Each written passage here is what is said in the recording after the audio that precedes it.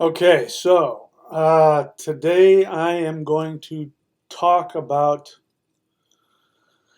how the world has adopted the mindset that it has. As you know, for those of you who follow my channel, I put a lot of effort into revealing how our society is built upon a mindset of victimhood. And that this belief, and it's not just a belief, this unconscious programming into being a victim is really the source of all of our misery.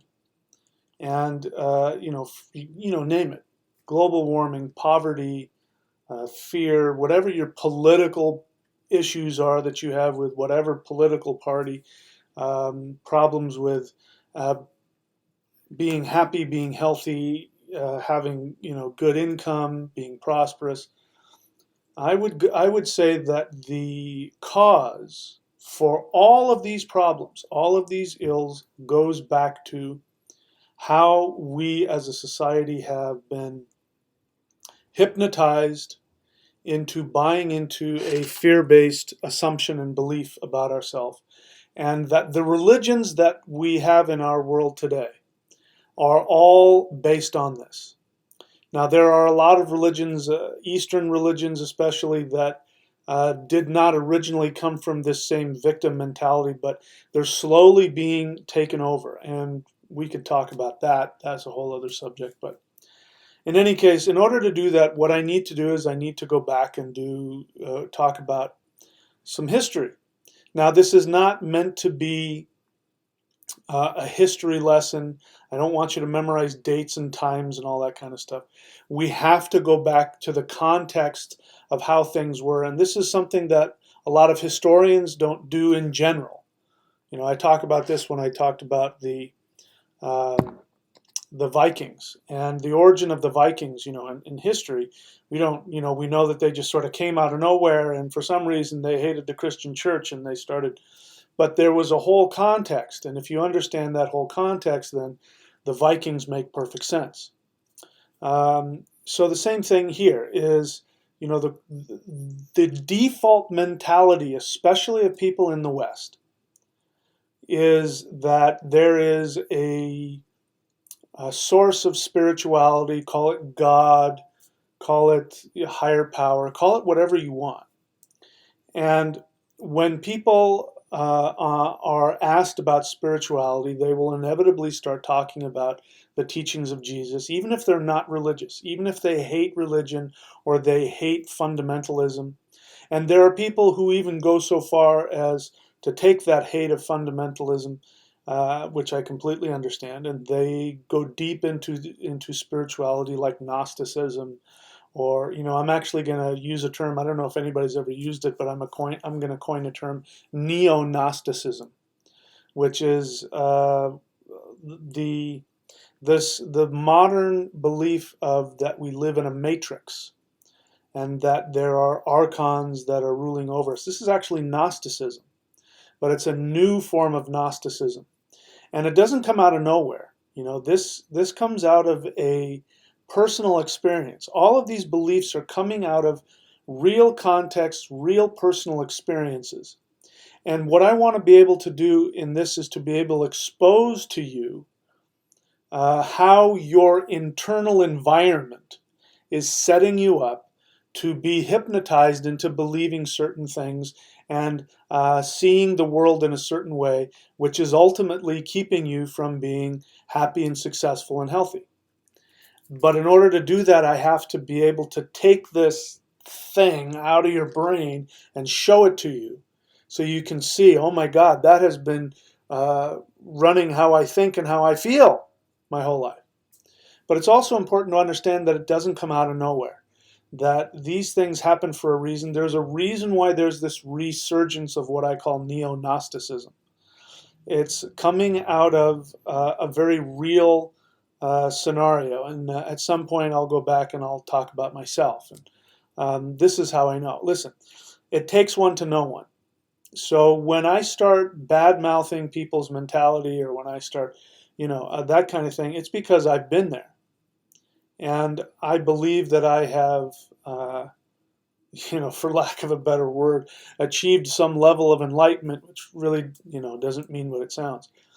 But there is a huge shift in thinking, and it's extremely important to understand what your assumptions are that you have been programmed to believe, both by society and by the context of how you live, your experiences.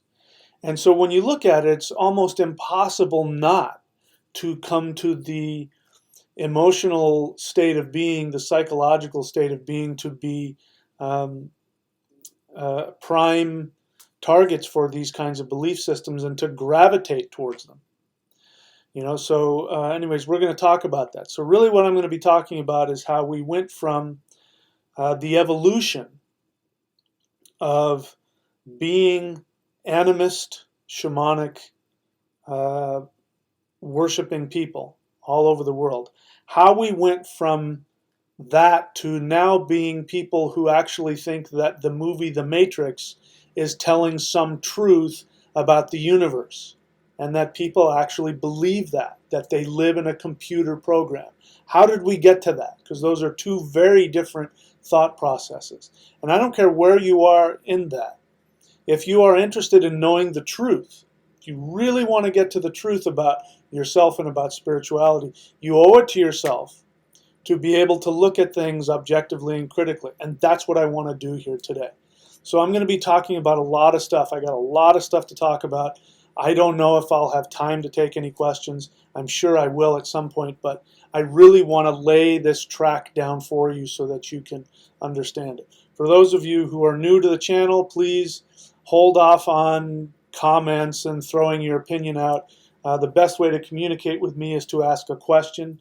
Please limit the back and forth communications, especially if I'm going to be talking for a long time, because that means when I do go look for questions, then I'm going to have to be scrolling forever through all of your expounding of your thoughts and talking to each other before I can actually get to a question. So I'll probably have to repeat myself because I think this subject will get a lot of new people onto this live Q&A. So let's go ahead and get started because I have a lot of stuff to talk about. So I have so much stuff I actually had to make notes because otherwise I would just get lost in too many different things here. So let me see, is that what I want? No, I don't want that one. I think I want this one. That's the one I want. Okay, so as I say here in the beginning, I want to talk to you about who the real Jesus was, and I'm going to reveal to you, in case you don't know. As you know, I do not personally believe in the Jesus of the Bible. I don't believe he ever existed. But I do believe he was based on at least one real person, perhaps two or three. We could also make the argument that he's based on a bunch of mythology. But as true as that may or may not be, I think it's a stronger argument to say that he actually was based on a real person. And I'm going to be sharing with you who that real person was. And so, that's what we're talking about. That's the title, so I have to acknowledge that. But we're going to talk about the real Jesus. We're going to be talking about Gnosticism, what Gnosticism really was, and how it evolved. And then we're going to be talking about how that religion turned into the Catholic religion, which turned into the Protestant fundamentalist religion, and we'll even probably talk about Islam, because Islam is also connected to this very same mentality. So I'm not going to be spending time, and I know it's going to disappoint some people, but I'm not going to be bashing Islam. It's not what I'm here to do. But it's very important that we understand how the Abrahamic religions came into being and why they served such a powerful focal point for the entire world to focus on. And literally, almost overnight, the entire civilized world went from polytheism to monotheist dualism. So that's what we're going to be talking about. So we first have to talk about where religion came from. If we go back further enough in time, if we go back far enough in time, we will see that all people, anywhere in the world, no matter where they're from, they worshipped a type of religion that we nowadays would call shamanism. So I have to identify and define what shamanism is, because there's a lot of misunderstanding about shamanism. So shamanism comes from the word shaman, which is a Siberian word.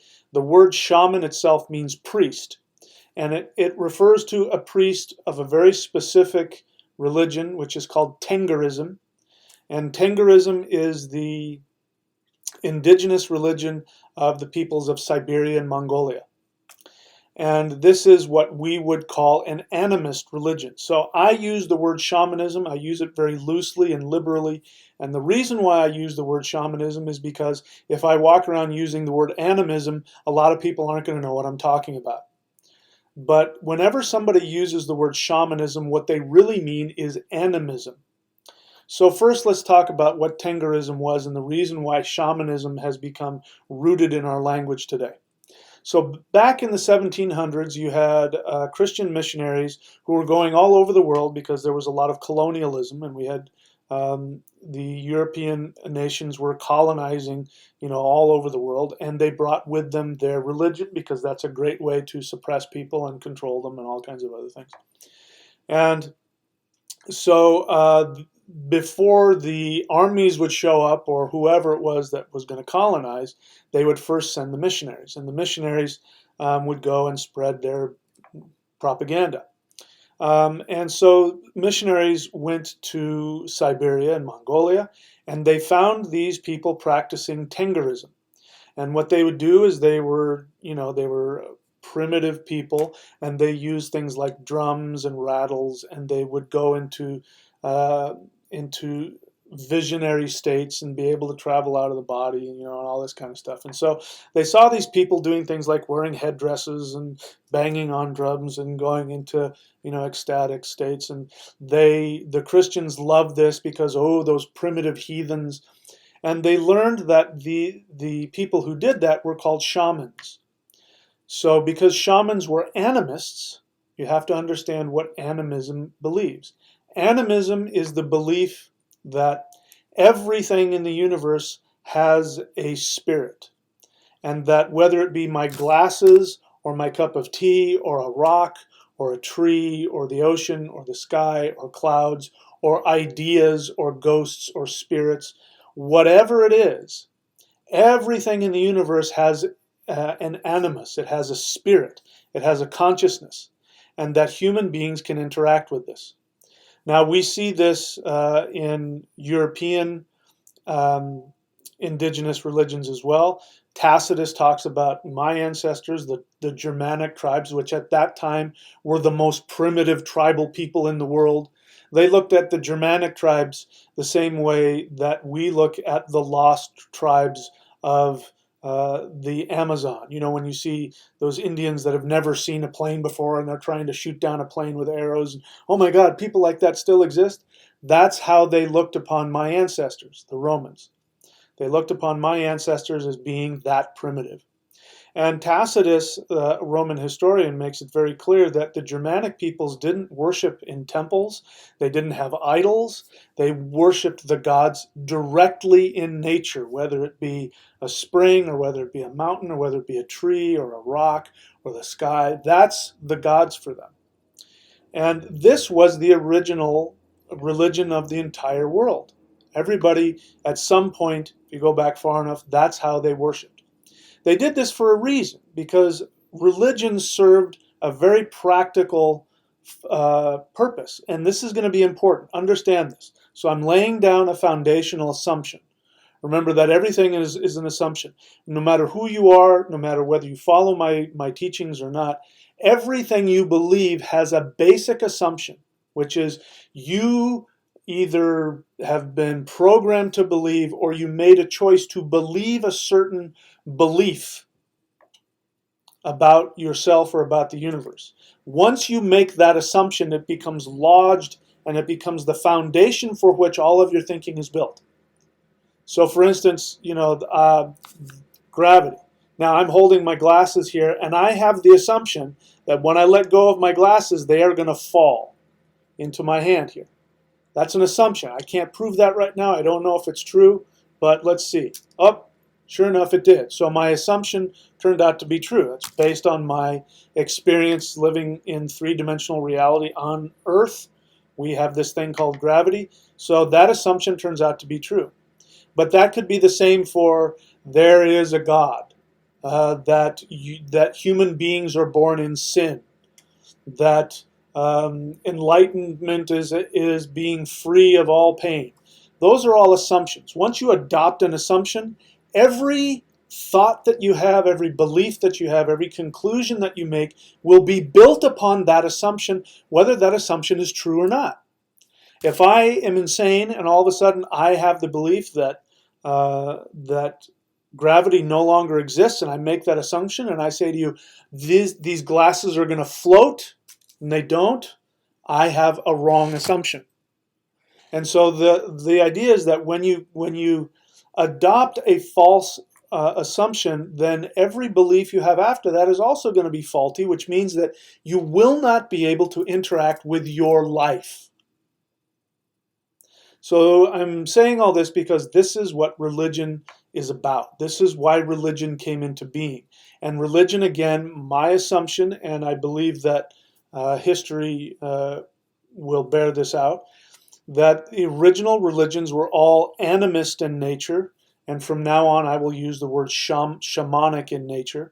I have to be very clear, when I use the word shamanism, I'm not using the most modern popular term, which is again a misunderstanding of what shamanism is. There's a lot of people running around saying that shamanism is about taking some kind of hallucinogenic so that you can trip out and hallucinate and have a trip, and that is spirituality, man. Yeah, I'm a shaman, I take this, or whatever it is. That's not shamanism. Shamanism is the belief that everything in the universe has its own spirit, and that we can interact with that. Now, furthermore, when we go back into animism, we run into all over the world this belief in polytheism. Polytheism says that there are multiple gods out there, more than you can probably count. In fact, when you look at polytheist religions, some of them will say to you that there are 10,000 deities. The number really isn't important. There's a lot of them.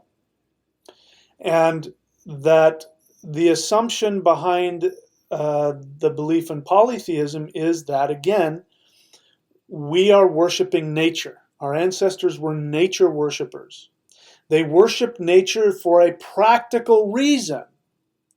This is extremely important to understand. You have to understand this, because as what I'm about to share with you changes through history, it's going to change people's practical need for their religion, which will change their assumptions and change what they believe. So if you can understand this, what I'm going to share with you now, and really get it in there, then as I take you through the changes, it'll make a lot of sense. Oh my God, that's why we think the way that we do. So what we have to understand is that our ancestors created or discovered original animist religions and polytheist religions out of a very practical need to survive.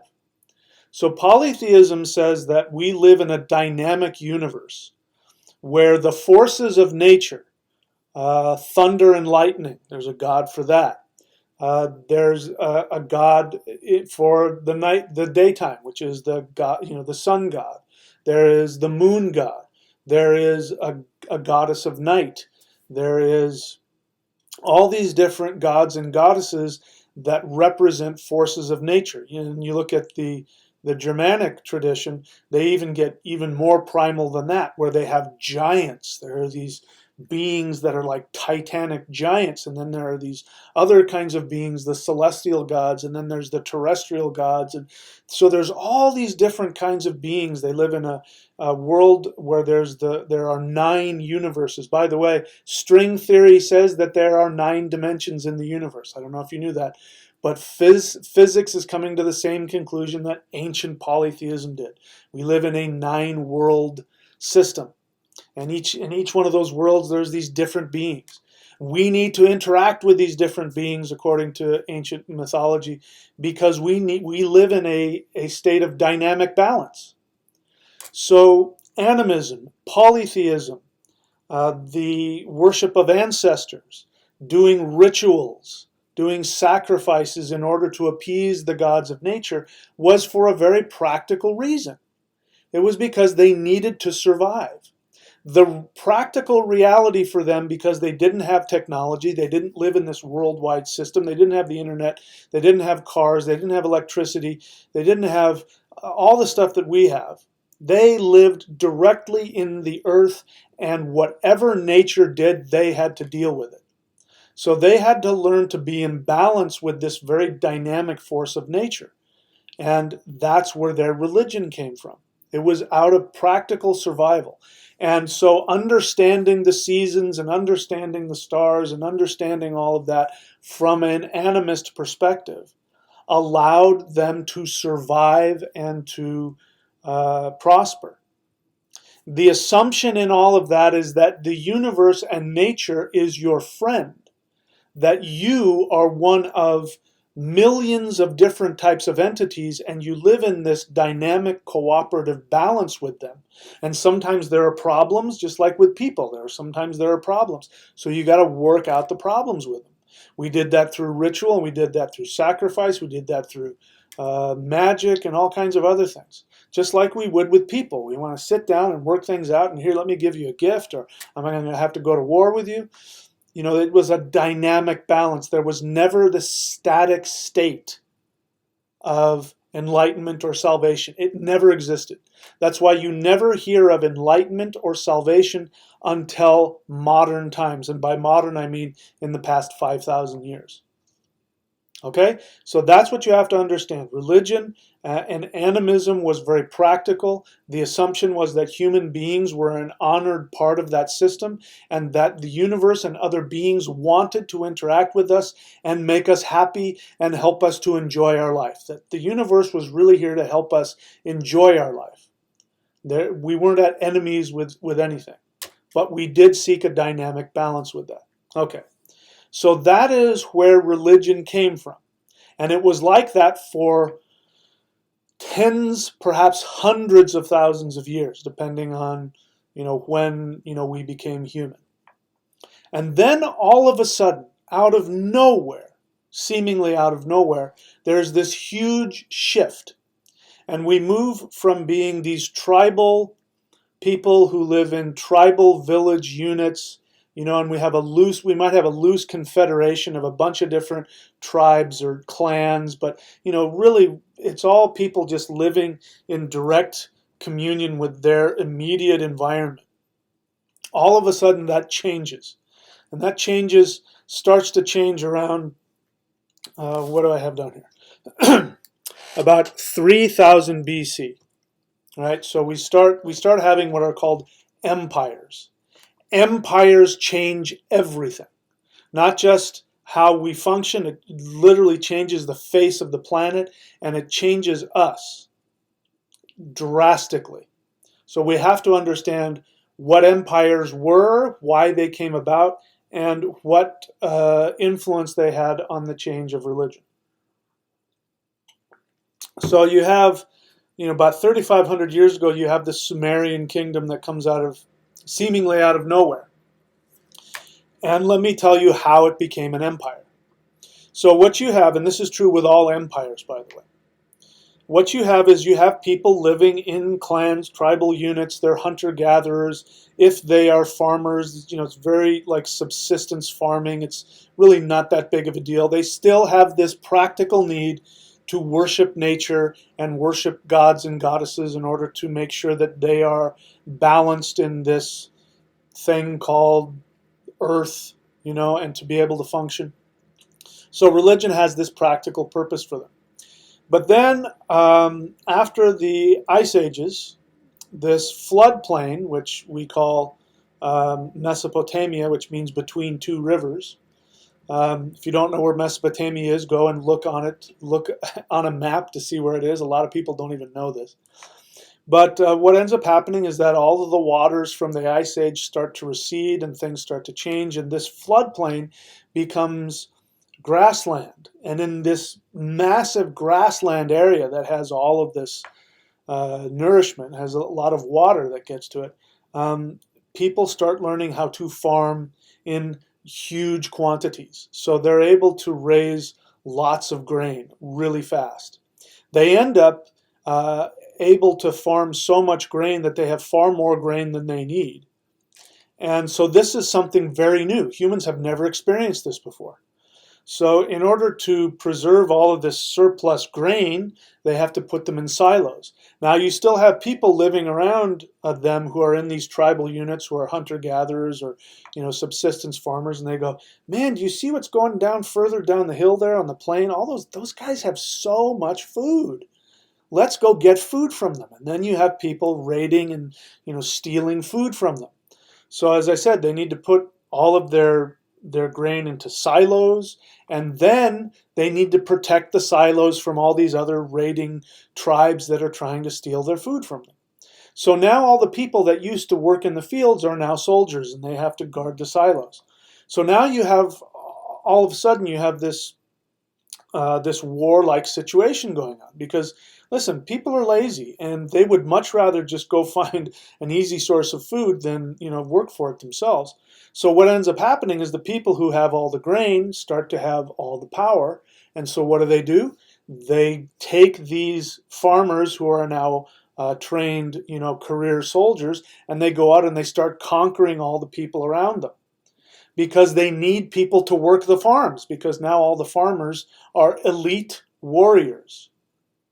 And so they enslave all the people they've conquered, and now they use them for cheap labor, and they take all of the resources from their land. They take all of their cattle and their women and the flock. And so now these people who originally were like everybody else, who just needed to live in direct communion with their natural environment, they create these walled cities, because now you have money. The idea of money comes into reality, where people, instead of trading with practical goods like food and livestock, now they have this thing called money, which is made out of gold or whatever the hell it is, some arbitrary thing that says this has value, and you trade that for real stuff like food and animals and slaves and all that kind of stuff.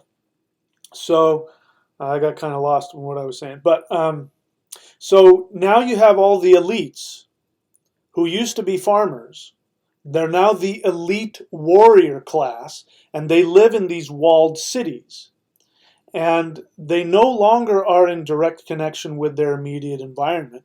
So the original shamanic nature religion of polytheism and worshiping Mother Nature has now become irrelevant, because they have access to all of these other people's land and resources, and they have all of these slaves who do all the work for them.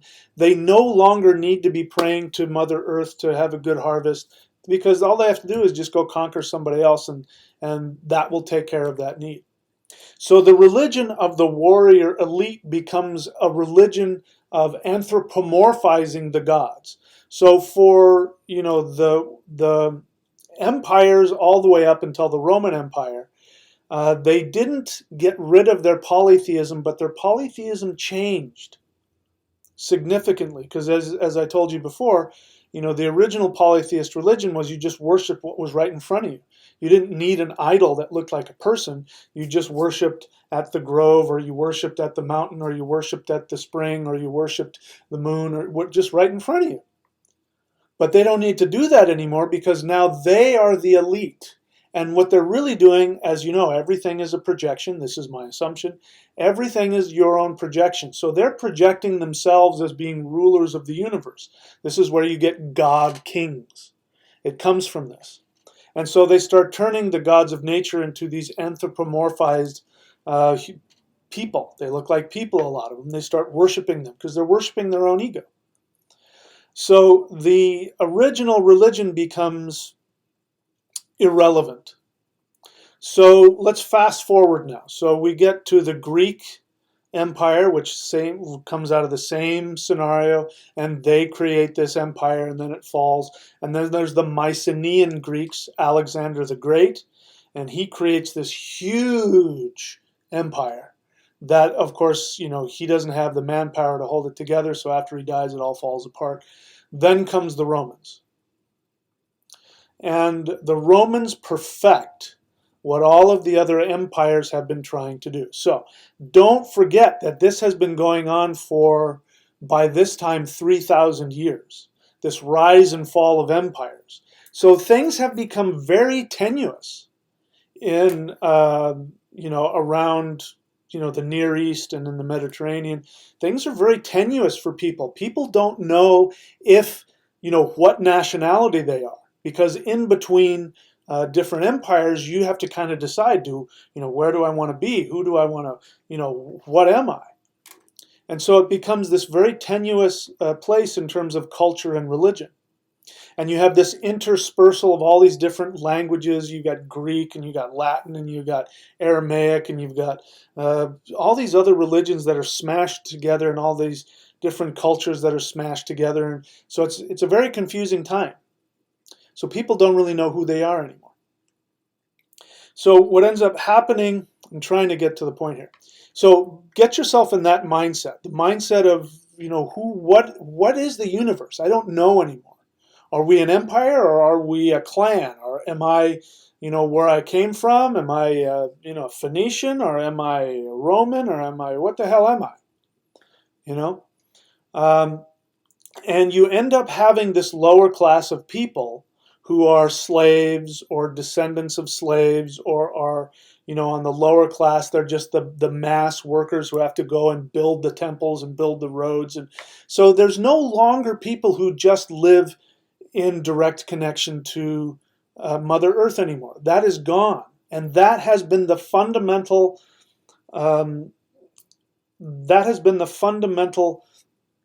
identity of the human for however many hundreds of thousands of years. That's gone now.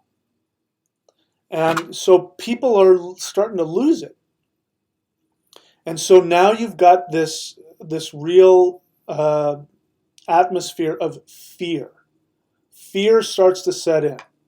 Now people want to hold on to hope, so they become very nationalistic, and so that's why you have wars because people want to hold on to their nationality. But by the time the Romans come around and they perfect this idea of the empire, and they did it better than anybody else had, people start to lose hope. So now let's go to Roman Palestine, Judea. I need to explain to you the history of where Jewish monotheism came from very quickly. I write about this extensively in Odin Says Jesus Was a Coward. Go to michaelwilliamdenny.com if you want to read that and really get the whole thing. But I'll try and summarize it as quickly as possible. It's really important that you understand this. So, we know from archaeological records that the Hebrews were polytheists. We also know that the Hebrews are directly descended from the Canaanites. So the whole mythology about Moses and the children of Israel coming out of Egypt, none of that is historically accurate. It's all a myth. It never happened.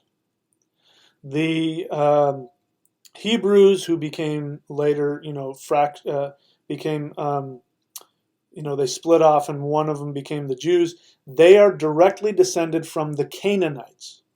So that whole mythology about Joshua, this is important because this is going to mean something.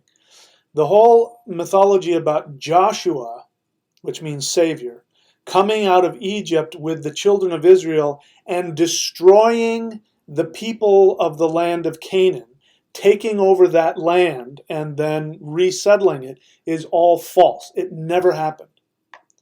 You have a direct descendants. The Jews are the direct descendants of the Hebrew Canaanite polytheist people. Now, the kingdom of Canaan is a real thing. We know that from historical records. But the kingdom of Canaan was always being overrun by somebody. first by the Egyptians, and then the Assyrians and the Babylonians and the Phoenicians.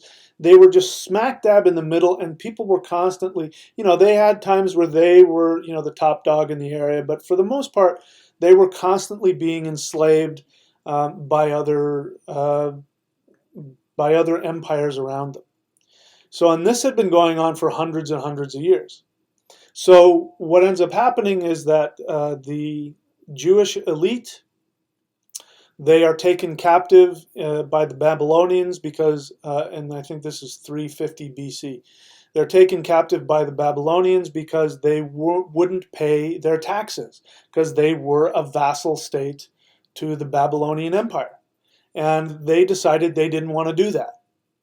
And so the Babylonians said, okay, fine, no problem. And they came in with their army and they leveled the temple to Jehovah, which was the patron god of the Jews. He wasn't the only god of the Jews. He was the patron god of the Jews. So they came in and they wiped out the temple to Jehovah. They took the elite, the Jewish elite, and took them off to Babylon, and they were there for 70 years.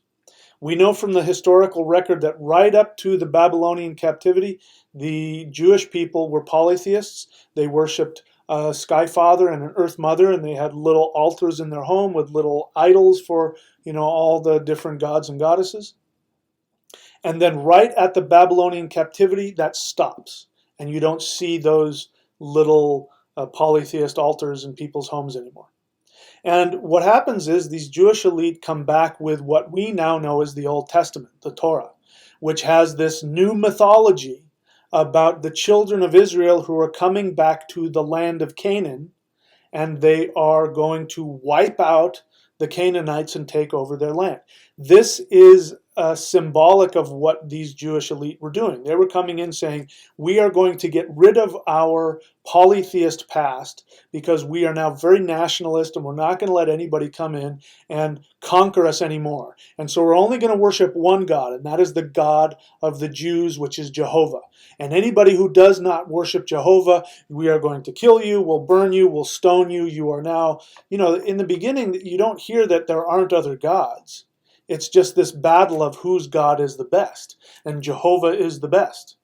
It later evolved into there is no other gods, but the beginning of it wasn't that. It was a battle. It was a nationalist battle.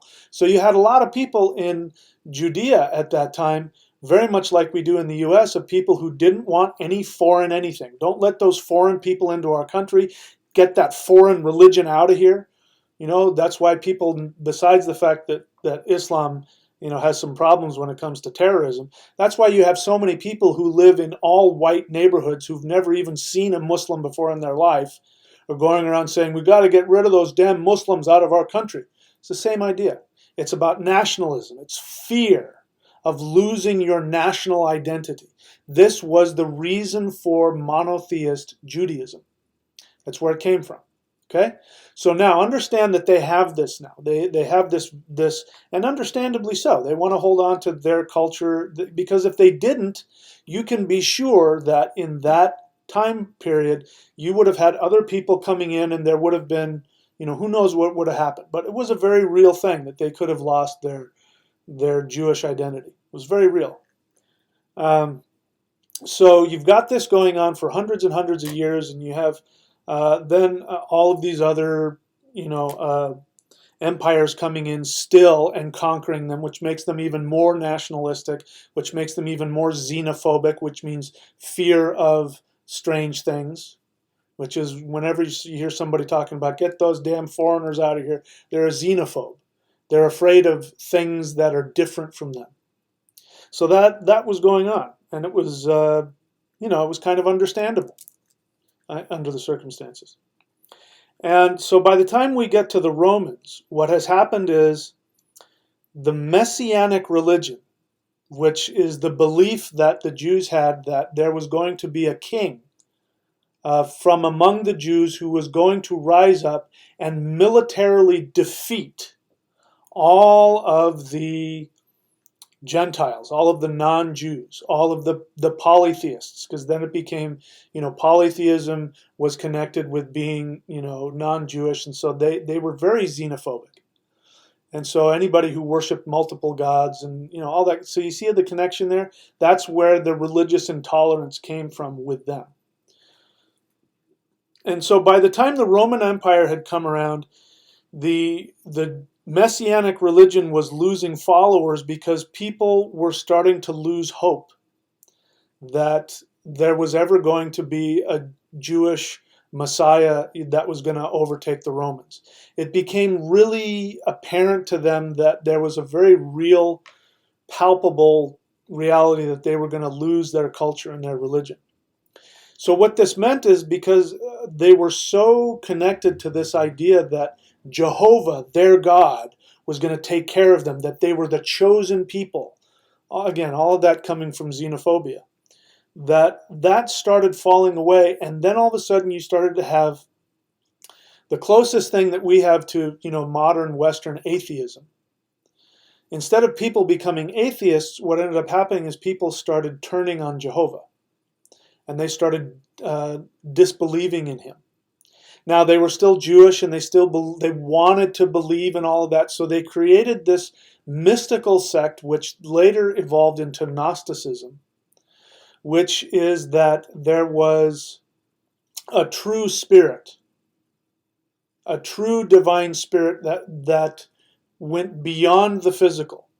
And so they believed that they needed to rid themselves of this physical world, because that's what Jehovah created. So they created this schism where Jehovah became what's called the demiurge, which means that he was a god, a creator god, but he was not truly spiritual. And so he had these faults. He was evil. He was selfish. He was, all these other things. And so they started seeing Jehovah as being this bad king.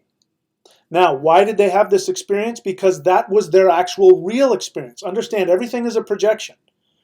Everything is your projection. So their real life experience was that as Jews, they were minorities, and they were treated like minorities. They were enslaved. They had to go do all the work, and here they are in their homeland, and they're having their bust to tail building the temples and the roads for the foreign invaders that are ruling their country. That's how they started to see Jehovah. They started to see Jehovah as the evil elite that was ruling over them. Now let's take this a step further. This is happening all over the Roman Empire.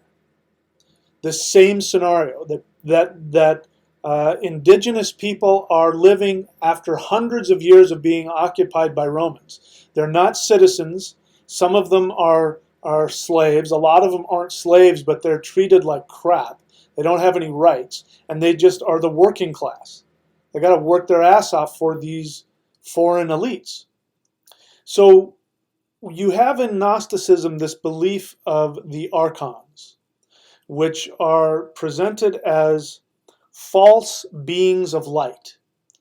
And what these false beings of light do is they, depending on who you talk to, they send you back into the world so that they can feed off of your flesh.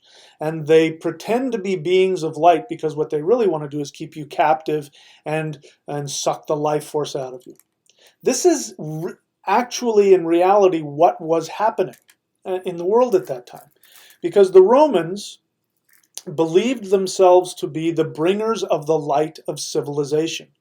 And their justification to themselves and to the Roman citizens back in Rome, the justification for conquering other people, enslaving them, and then taking their resources was saying, we are bringing the light of civilization to the world. And they had this dream that they would turn the world into this beautiful civilized place, this place of light and philosophy and blah, blah, blah.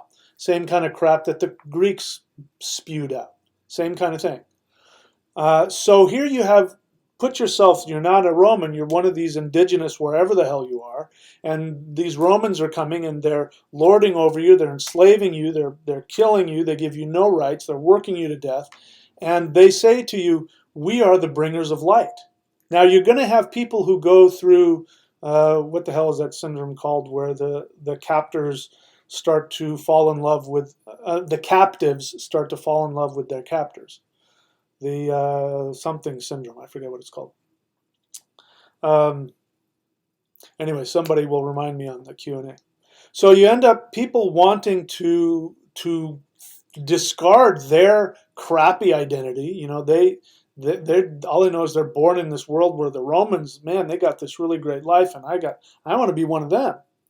So they start wanting to discard their nationality, their religion, their language, all of that to become like the Romans. So what ends up happening in this scenario is that polytheism starts losing its relevance. Remember that polytheism is about nature worship for people who live in direct contact with their physical world.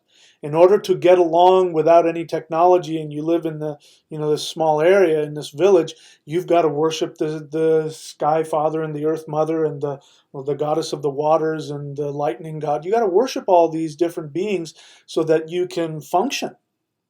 But there's no need for that anymore. These people, like we do now, they live in these city environments or this extended empire environment where all of the stuff is brought to you somewhere, somehow. You're not directly connected to the earth, but you're not ruling over it like the Romans are. You're just kind of in this really crappy, state where you're nothing. And so the relevance of worshiping your indigenous polytheist gods no longer has any relevance for you.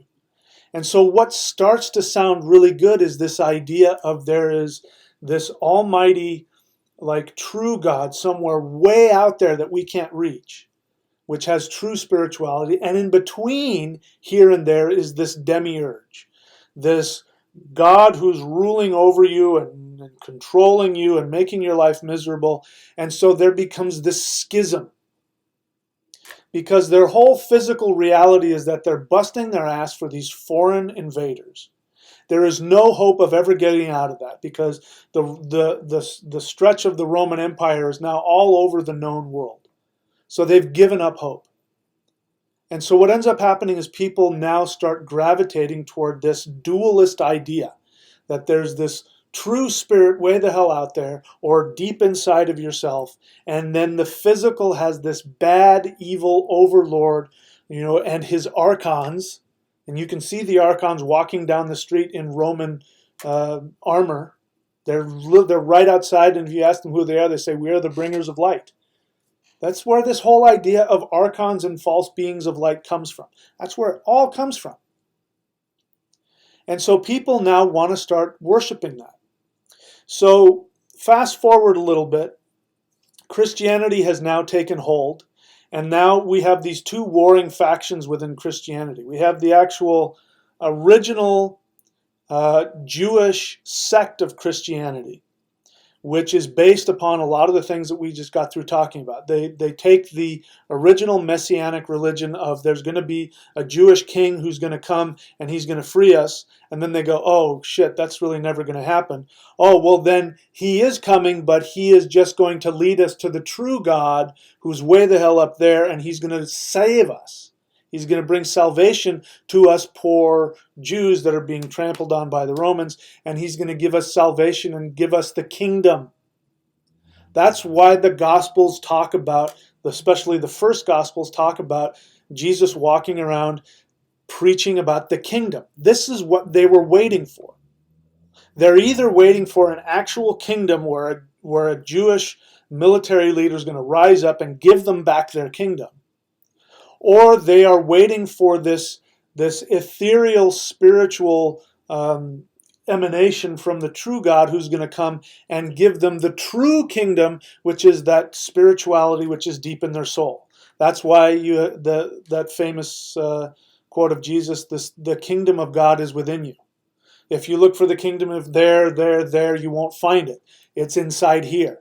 That comes from that mentality.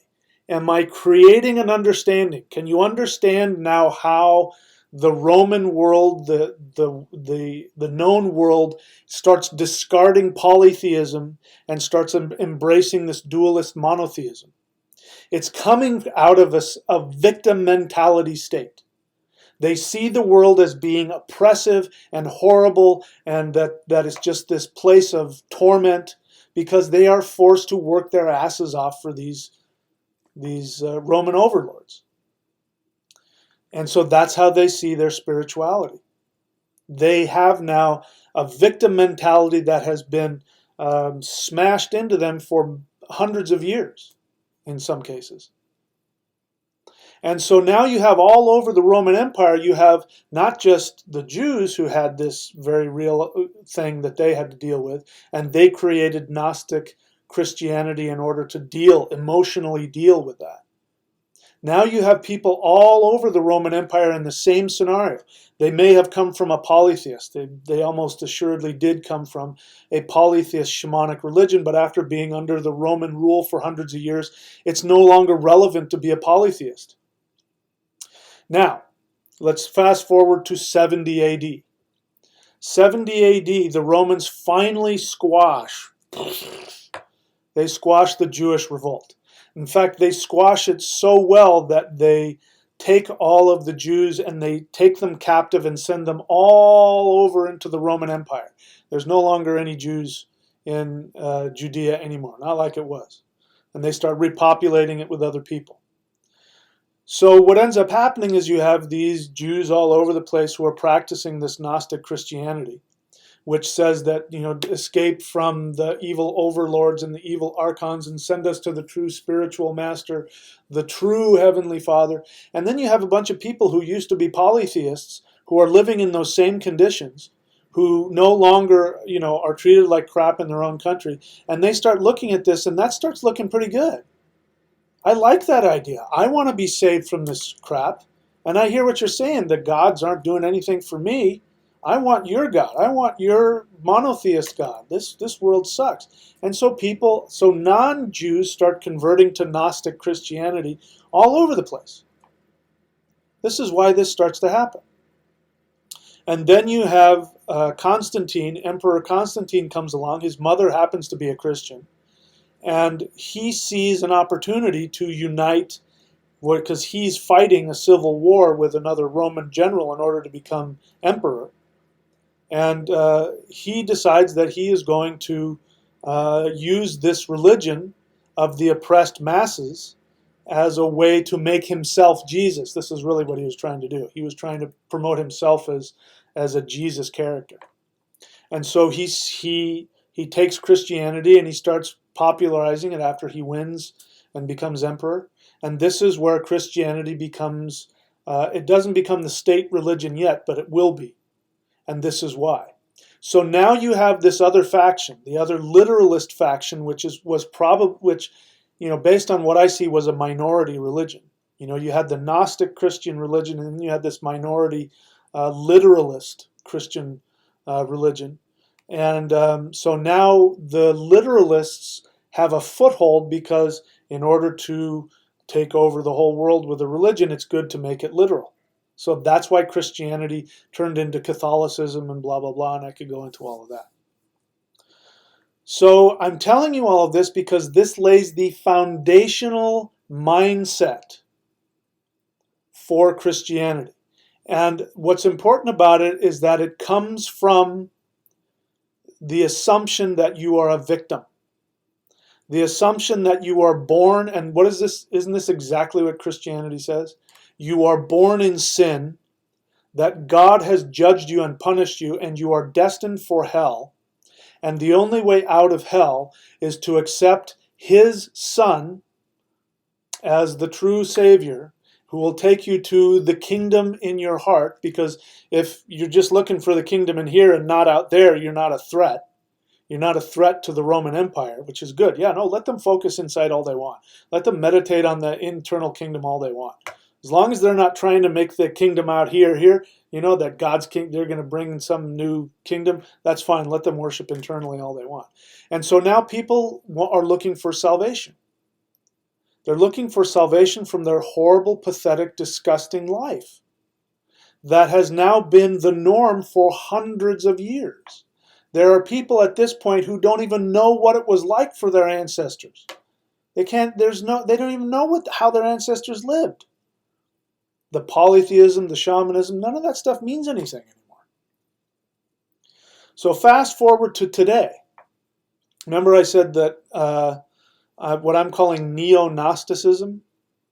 Neo-Gnosticism to me is this idea that we live in a matrix and it's a computer program, and that there are these archons who are false beings of light that want to force us into being reincarnated so that they can suck all the energy out of us. This is Neo-Gnosticism, and this is why it's so attractive, because you have people who, because of what happened, as I was talking about, 2,000 years ago, we have people who live in these cities that have no connection to the earth, no connection to Mother Nature. Their only connection now is through the internet, what you're listening to right now. And so in reality, they are trapped in a matrix, because if you take their devices away from them, if you were to put them out into the wilderness and say, okay, go ahead and live, they wouldn't know how to function. People can't function without their devices. They can't function without the internet. And so they really are trapped in a matrix. And the more that you live like that, the more trapped you're going to be emotionally. So this is why Gnosticism has been so popular. And I'll shut up with this because I know I've been talking for a long time now. But the reason why people have such a strong desire to hold on to Christianity is because even if they know that fundamentalist Christianity is garbage and they reject that, there's still the need, because they live in this society, there's still the need to be saved from their slavery. They still feel like oppressed slaves. They still feel like it's hopeless. And so it's easier to live in a softer dualism. So you don't want to live in the hard dualism of fundamentalist Christianity that says if you don't believe in Jesus, you're going to go to hell. But they do want to hold on to the idea that the truth is within. And as long as we can find the truth of the Spirit, we will be saved. And so that's Gnosticism will say that salvation comes through gnosis, self-awareness.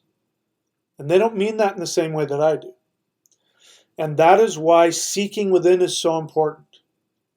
And so before I get off, I said I was going to get off soon. Before I do that, I want to read something to you.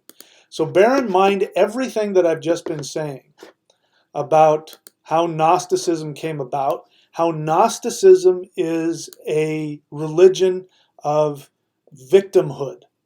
It is a dualist religion. It's only this far away from fundamentalist Christianity. The only difference is that they go a little bit softer about what hell is and punishment is. But other than that, it is still the same, and it comes from the same assumption. And so this is sort of because, as I've been doing these kinds of videos, I get a lot of Gnostics who want to come in and talk about the true Christianity. And they want to talk, and I understand, because in my first book, I talk about that. In my first book, The Thunder Wizard Path, I say that Gnostic Christianity, had it not been overtaken by the empirical Catholicism, it would have turned into just another sect of polytheism, which may or may not have been true. I don't know. But I want to attack this idea that looking for the truth within will save you is a life-affirming belief, because I don't think it is. Because in my experience, a lot of people who believe this are stuck in their heads. They take a lot of drugs, they smoke a lot of weed, and they want to think about the internal truth, and they're disconnected from their actual reality, and they live as victims. So, I am not a Gnostic. I don't pretend to be a Gnostic. I know a little bit. So I just went on to this website called the Gnosis Archive. And this is written by a Gnostic, and he's going to say a brief summary of Gnosticism. So I want you to remember what I've just said. The whole idea about being a victim. This is going to come from their mouth, not mine. Okay, so here I go. Gnosticism is the teaching based on gnosis, the knowledge of transcendence arrived at by way of interior intuitive means. Although Gnosticism thus rests on personal religious experience, it is a mistake to assume that all such experience results in Gnostic recognitions. All right, and I'm going to go through all this stuff and let's see. All right, so then now he's going to explain the cosmos. All religious traditions acknowledge that the world is imperfect. Where they differ is in the explanations which they offer to account for this imperfection and in what they suggest might be done about it. Gnostics have their own, perhaps quite startling view of these matters. They hold that the world is flawed because it was created in a flawed manner. That's just the first paragraph of him explaining the cosmos. Remember what I said about assumptions. Once you take an assumption, every thought and conclusion comes after that will be based on that assumption, whether that assumption is true or not. The first sentence he throws out is an unsubstantiated assumption, which I would say is actually not true at all. His first sentence is, all religious traditions acknowledge that the world is imperfect. That's just not true. It's just simply not true. In fact, I was looking for it and I couldn't find it. It was a website that I couldn't find anymore. And it was from the Ifa religion, which is the indigenous religion of the Yoruba people of West Africa. I trained with 2 Yoruba shamans, and one of them was an Ifa priest. And in their explanation of the cosmos, they create this understanding that human beings are actually very revered beings in this wonderful dynamic cosmos, and we live in a state of balance, and by worshiping the ancestors and being in balance with the gods, we can have a happy, fulfilled life, and the whole point of Ifa is to enjoy this happiness. Compare that with this. All religious traditions acknowledge that the world is imperfect. Where they differ is in the explanations which they offer to account for this imperfection and in what they suggest might be done about it. Gnostics have their own, perhaps quite startling view of these matters. They hold that the world is flawed because it was created in a flawed manner. That is your base assumption. You can't go anywhere from there. There is no place up from there. The world sucks. Let's go even further. Like Buddhism, so now they're trying to connect themselves to Buddhism. If I have time, I'll talk about how Buddhism probably influenced them. Like Buddhism, Gnosticism begins with the fundamental recognition that earthly life is filled with suffering. In order to nourish themselves, all forms of life consume each other, and then he talks about, makes some sort of argument for vegetarianism. The first Gnostics and the proto-Gnostics, the Essenes, were vegetarians. They lived in isolation. They fasted. They were celibate, and they would even refrain from defecating on the Sabbath. This is how much they hated their physical body. So this idea that this kind of asceticism somehow is spiritual, I want to knock it down. There's nothing spiritual about being a victim. Nothing. So, anyway, now look at yourself. Look at yourself in your life.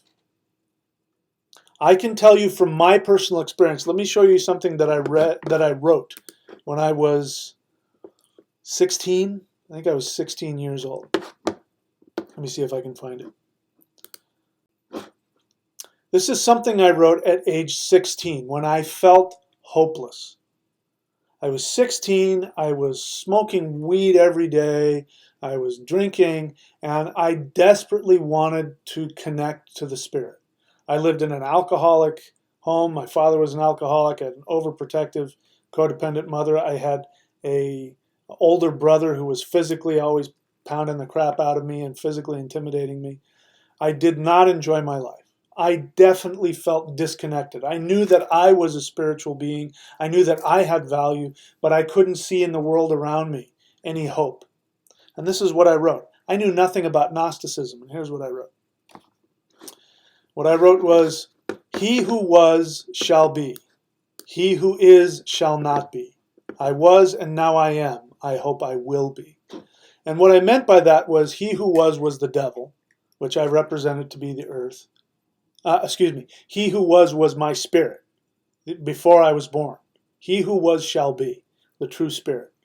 He who is shall not be, meaning something that lives here, the devil, earth. This earth will not be. I didn't want this place to continue. I was, meaning I was a spirit, and now I am, meaning now I live in this physical crappy reality. I hope I will be. And I had no idea. I was ready to create a whole religion out of that. But what I didn't realize is that I was intuiting Gnosticism. And had somebody presented Gnosticism to me, I would have fully smoked a bunch of weed and read that up like there was no tomorrow.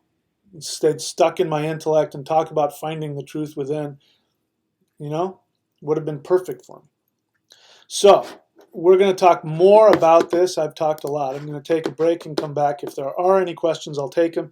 Please be aware that the best way to communicate with me is to ask a question.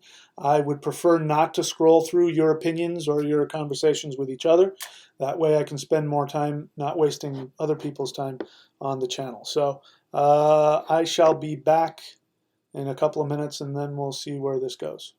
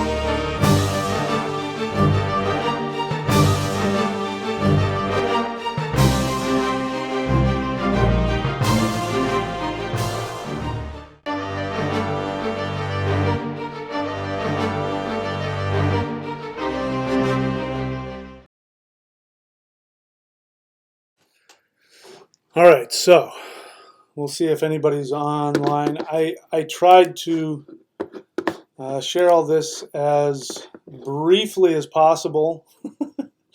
So again, I'm trying to give you guys an understanding of the mindset. But in order to understand how this mindset came about, you have to understand a little bit of history. So I don't know how much of it you saw or didn't see, but let's see. I don't know if there's any questions here. If you want me to ask a question, answer a question, you have to put the word question up there. Otherwise, I won't know you're asking a question because everybody's throwing around blah, blah, blah, blah. Okay, question, private eye. Did assumptions have their place at one time? I don't understand the question. Of course they did. I never said that assumptions were good or bad. I just said that everything is built on assumptions. So assumptions still have their place. They always have. So your question is kind of irrelevant. The point I'm trying to make is that are your assumptions, are they accurate? That's all that matters. So once you get an inaccurate assumption in your head, then every belief, every conclusion that you make built on top of that, if your original assumption is inaccurate, all of your conclusions are going to be inaccurate. That's the only point I'm trying to make about that. Okay. Black Earth Productions. Question. In context of this statement, we must delete what we believe to be real in order for what is real to be revealed. Would you say that this is what's necessary to come into knowing Gnosis? Well, it's a deep question. Black Earth Productions has his own channel. I recommend it. blackearthproductions.com. I think productions with a Z. Go check him out. So, being who he is, he's asking a very deep question that's very multi-layered. The best way that I can respond to that question is, when people come to train with me, especially when it comes to martial arts. I tell them when they walk in, I say, you got to forget everything you think you know, because we have to start from the very beginning. So if you come in with an idea and you're going to do this modern MMA thing where you're going to merge different martial arts together, you're going to end up with nothing and you won't be able to defend yourself. So if you want to train with me, forget everything you know and let's start from, the basis of what I'm teaching you. So I think there is some truth to that. For a lot of people, in order to get rid of the victim mentality, if they are able to become aware that they have a victim mentality, then they have to be willing to let go of what they think they know, which is going to be really frightening for a lot of people. People would rather hold on to what they think they understand, because when you end up in that emptiness of nothingness, that is horrible. That's frightening as hell. So, yeah, I would say that is the beginning. Not knowing that you don't know anything, is the beginning of knowledge. And I want to be, again, clear about this. Gnosticism says that once you find the truth, that's what you're looking for. But I would go so far as to say, needing to know the one truth, the ultimate truth, that in itself is coming from a victim mentality. It's a way of trying to control. When people ask why, they're really trying to control things. So control means that you feel out of control. You want to get control back. If we go back to our ancestors, our original animist, polytheist ancestors, they didn't need to have knowledge of the one truth, because why? They lived in a state of being in interdependence with the universe, with the cosmos. They were happy. When people are happy, they don't need to know the truth. I remember hearing about somebody who went into the Amazon and stayed with an Amazonian tribe. He was a Christian. He went there as a missionary, if I'm remembering correctly. He went there as a missionary to convert them, and he brought like the books of the Bible, and he'd read them to them, and they thought it was really interesting, and wow, and they wouldn't convert. And he was like, what is going on here? I'm doing the same thing I've done to all those other tribes, and they converted. Why aren't these guys converting? And he found out that they didn't even have a religion. They didn't believe in anything. They didn't not believe in anything. They just didn't believe in anything. Why? Because they were in balance with each other and with the environment around them. They just enjoyed their lives. They didn't think about religion. They didn't need to. They were just having a good time. And so that's kind of the point, is that, Gnosticism, like Christianity, has this intensity about it, the finding the inner truth. And when you have self-knowledge, you'll be free. What do you need to be free? Like the guy says who talks about Gnosticism, he has the assumption that he is born into a flawed universe. It was created flawed. It was fucked up from the beginning. So there's no hope for this fucking place. I mean, there's nowhere for him to go.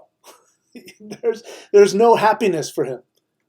For me, if I were to adopt that, because I tend to be, I take things very literally, and, I don't believe things if I can't chew on them and understand them. If I were to adopt that, man, might as well just put a gun to my head and blow. Why not? Just put a gun to your head and blow your brains out. I'm not advocating that people do that. I'm being sarcastic, just in case anybody knows. But you see what I mean? What's the point? I have been teaching and will continue to teach that the whole point of anything that I do is to empower you so that you can have fun and enjoy your life. I don't care how religious or how spiritual you are. If you are miserable and unhappy, something is wrong. Not that you need to be happy and giggly. I mean, I go through a lot of ups and downs, and as you know, I've been through, my deep pain. But I was telling somebody on the phone the other day, I said, I'm the happiest I've ever been, which is true. And it's also true that I've gone through the worst pain, and I still kind of have to wrestle with that. I lost my soulmate 5 months ago. So that's pretty painful shit. It's still true, and I'm telling you the truth. I've never been this happy in my life. And that's the point. So no religion is good if it doesn't give you that. All right, private eye question. Rather than being a single event, could enlightenment be an ongoing, thoughtful presence of mind? Well, yeah. I mean, if enlightenment is the process of enlightening yourself, I think that's what it's going to be anyway. When we leave this life, my understanding, the way that I teach it, is that if you want to be free from reincarnation, then fulfill all of your desires. Be honest and truthful with yourself. Don't be a victim. Go out and get everything that life has to give you. Stay in integrity, follow your soul, and have as much fun as you can have. And when you've done that, your soul won't need to come back. And when your soul doesn't need to come back, it has no more desires to fulfill, it won't. But it'll go on somewhere else. And it'll be another adventure. I don't think it ever stops. I don't think we ever reach heaven where we're all just sitting there strumming, harps, and angels are fluttering by and everybody's sitting on a cotton candy cloud. I don't think that, who would want that? I want to go to the surf planet.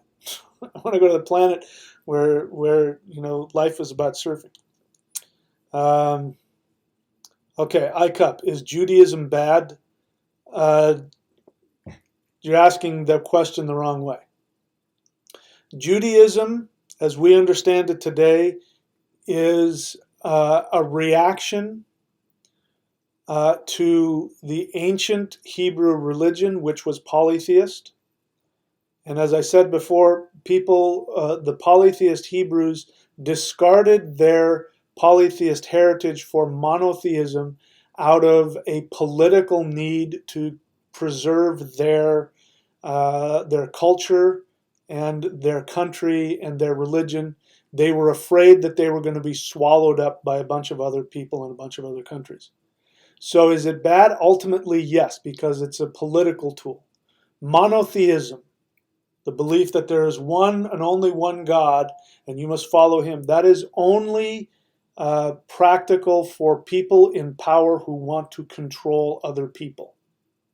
So in that sense, I think monotheism is destructive. Judaism happens to be a monotheist religion. I reject it, just like I reject Christianity and Islam. By the way, Islam is a reaction to Christianity. Christianity, I've explained to you, came out of, it wasn't a reaction. It was, what happened is that a lot of Gentile Roman lower class people started adopting Jewish Christianity because they liked the idea, the Gnostic belief that we live in hell and there's one true God who will save us. They didn't want to worship the multiple gods of the Romans anymore because the Romans were oppressing them, and they didn't have any practical use for polytheism anymore because they didn't live in connection to the earth. So they were attracted to it. And there's something I want to say. For the people back then, the non-Jewish people, to adopt this Jewish mystical sect, which was very likely Gnostic, the reason for them to do that is the same reason that modern Americans and Westerners adopt Native American shamanism. It's the same exact reason. Because the Jewish people were, especially after the Romans in 70 AD squashed them and then took them all off into slavery all over the world, and in essence destroyed the Jewish nation. Which, interestingly enough, it's back. But I forgot what I was saying. Oh, so the Jewish people were, even though there were Jewish people all over, they were a conquered people. And so even for the non-Jewish people who were also conquered people, or at the very least they felt as though they were living as slaves, to see the religion of these people who were worshiping this Messiah who was taking them to the true essence of, the true religion, this was very appealing to them because that's how they felt. So the conquered Jews represented the epitome of the minority indigenous, primitive people who had been destroyed by the Roman Empire. And those people who, emotionally and psychologically related to them, they wanted to appropriate their religion. And that's why Christianity then started spreading all over the Gentile world.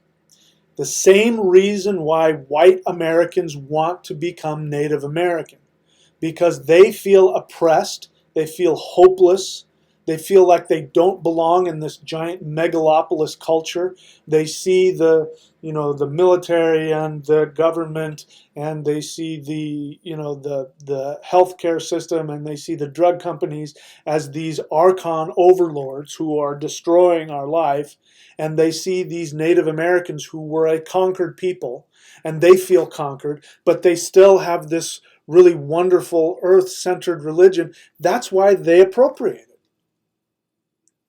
So it's exactly the same. Get in the mindset of somebody who wants to become a Native American shaman, and you will understand the thought process of the Gentiles who became Gnostic Christians. It's the same process. Stockholm Syndrome. Thank you. I was trying to say that earlier. Right, let's see, any more questions? Let's see if we can get to the question. Question, having empathy for your oppressor, a possible thing? Why are you asking that question? I mean, really, why? Who cares? Why do you need to have empathy for your oppressor? That sounds very codependent to me. This sounds like the typical New Age love and light. Everything is love and light, and I just focus on the positivity. I get people who work with me, I have people who know me, and when you start to work with me for a while, you start to find out that on the surface, that kind of, I don't go into that negativity, and I'm just positive all the time. You've got somebody who is in deep denial over their own codependent feelings. So the need to, somebody standing over you with a knife to your throat, and you're thinking about, should I have empathy for compassion? Come on. Seriously, what is that question about? Yeah, it's possible, but why? I'm not advocating violence or anything. I'm saying, go after what makes you happy. We just talked about the Stockholm Syndrome. If you don't know what the Stockholm Syndrome, go and look it up. That's exactly what you're describing. Somebody who has the need to be compassionate for their oppressor is a victim of the Stockholm Syndrome. They're in denial. You've given up hope. I don't feel, I'm not oppressed. The whole part of what I teach, especially now, is the idea that we are victims is totally false. And only if you choose to be a victim are you a victim. So if you feel like you have to have compassion for the government or for the whomever you think is oppressing you, then you are in fact codependent. You have adopted a victim mentality. I don't need to have compassion for my oppressors because I'm not oppressed. I've never had more control over my life. And let me explain to you, the control that I have over my life is not really control. It's that I am in a state of dynamic balance with my universe. I trust in the flow of the universe. And when I follow my true soul desire, and I'm constantly asking myself, what is it that I really want?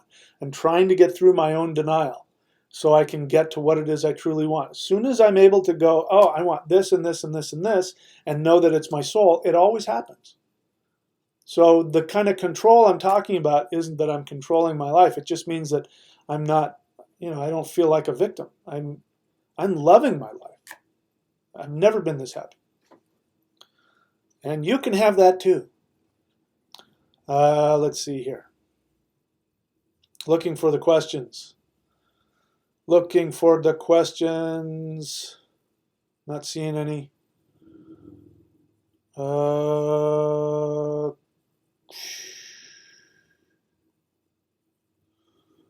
Yep, I'm not seeing any questions here. Am I really not seeing any questions? Yeah, a lot of people doing exactly what I don't want. See, I'm not in control. Otherwise, there would only be questions instead of everybody throwing their opinions out and showing how smart they are. I don't see anything. Okay, so let me continue here. I'm going to take another break, and there's more stuff. There's a lot more stuff. I could talk about this for weeks. So let me take a short break and gather some more thoughts here.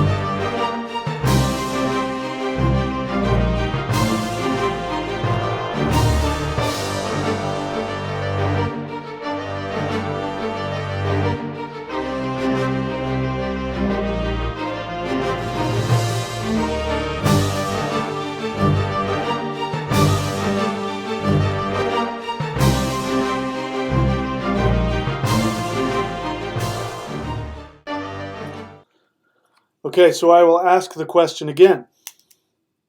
Why do you think that there are people who have made an entire religion, even though it's not organized, but it's definitely a religion? Why do you think that there are people who have made an entire religion on the Matrix, the movie, a fictional movie called The Matrix? There are people that believe it, that honestly believe that's exactly what's going on. Because it is tapping into the practical needs of people who live in our modern society, which is, hundreds of years after our ancestors walked away from their animist origins, where you lived in a dynamic balance with the forces, all different kinds of forces. In fact, let me share with you what I read somewhere. Did I read it somewhere? About, according to a tribe in Alaska where shamanism came from, the origins of shamanism. So to tell you that, first we have to go back into actual human, the origins of the human race. We know that as humans evolved over time, their diet changed. What gave us the ability to have these big brains and to be as smart as we are came from the discovery of fire and cooking animal flesh. It was all that protein that gave us the ability to have these brains. Until then, we were, just eating, stuff out of the ground and all that. And then we started becoming, what are those things called? Where, they started finding, animal bones, and they started eating, whatever was left over from the animals and the marrow of the bones, and, getting more and more protein. And then we actually started hunting animals and eating their flesh. And that's what gave us the ability to have these big brains. We needed to have a lot of protein. So we know that's, that was the thing that gave us the ability to become human, was eating animal flesh. And I'm sorry for the vegetarians out there, that just happens to be the facts of the matter, like it or not. So these Alaskan Native Americans, I don't even know what tribe it is, but they say that the history of shamanism goes like this, that first we were running around digging in the ground. Now, how are these guys in Alaska knowing this? Way up in Alaska, millions of years later, they know that we used to just dig for stuff in the grounds, and then we started eating animals. And what ended up happening was that now they had to deal with the spirits of these animals that they had killed. So let me tell you, you can find this on YouTube, and I wish I had a link for it. But there is a video here on YouTube of the original hunting method for all humans. And it's still done somewhere in Africa. There's a tribe, or I don't know how many tribes do it. But what it is, and this is, by the way, why people jog. Have you ever noticed, I mean, I live here at the beach and people jog up and down the Strand. Why do people do, why would somebody want to jog? You know, you're not running and you're not walking, you're jogging. Why do we have this need in our body to do that? Because that was our first hunting method. And actually, it's something that other animals can't do. Um, and there's a video of this tribal hunting party somewhere in like Central or Northern Africa. And what they do is they find whatever, one of the gazelle or some kind of African, you know, deer kind of animal thing. And so these hunters, there's 4 or 5 of them, they just start jogging. As a pack, they start jogging after the animal, and they separate the animal from the herd, and they just start jogging after it. Now, that animal can run really fast for short periods of time. Human beings have this ability to run for long distances at a slow pace, but they can do it for hours and hours and hours. Animals can't do that. And so the animal would get tired and he would fall back, you know, and then all these humans, hey, he'd get up and gallop away, and then and what's happening is that he'd die of a heart attack. And you see these guys, they lose sight of the animal, and one of the lead trackers will go and he'll find, you know, a hoof print, and he'll put his hand on it, and then he'll take his hand and he'll be able to feel the energy of where the animal went. And what they say is they can feel the suffering of the animal through their hand. They can feel, they scan with their hands to feel the suffering of the animal. And then they'll get a beat, oh, he's right there, he's going this way. And they'll just start jogging in that direction. And sure enough, they'll catch up with it, and it'll take off, and it'll start running, and then it'll fall down, and it won't be able to get back up. It'll have a heart attack. And then they have one spear that they use, and they use it just for a ceremonial purpose. And it's not like that spear is going to kill the animal. It's just more like we're going to send the final death blow. And they put the spear into the animal. And then the animal, as it's dying, they go and they take handfuls of earth. And they just start covering the animal, and they start caressing the animal with this earth. And they're talking to it, you know, apologizing and explaining that we have to kill you because we have to eat, and we have our family back there, and, you know, and may Mother Earth take your soul. And, you know, they are wanting to give this animal a good death so it won't suffer. That's the first method of hunting that we did. That's the first human method of hunting. So to get back to these guys in Alaska, they say that we used to dig, you know, for our food in the earth, and then we started hunting, and then we had to deal with all the souls of these animals, and so we need shamans. We needed shamans to be able to go into a trance state and talk to the souls of the animals, and, you know, work out and, you know, apologize and make sure that everything was okay. Then that evolved into being able to go into trance and knowing where the animal spirits were.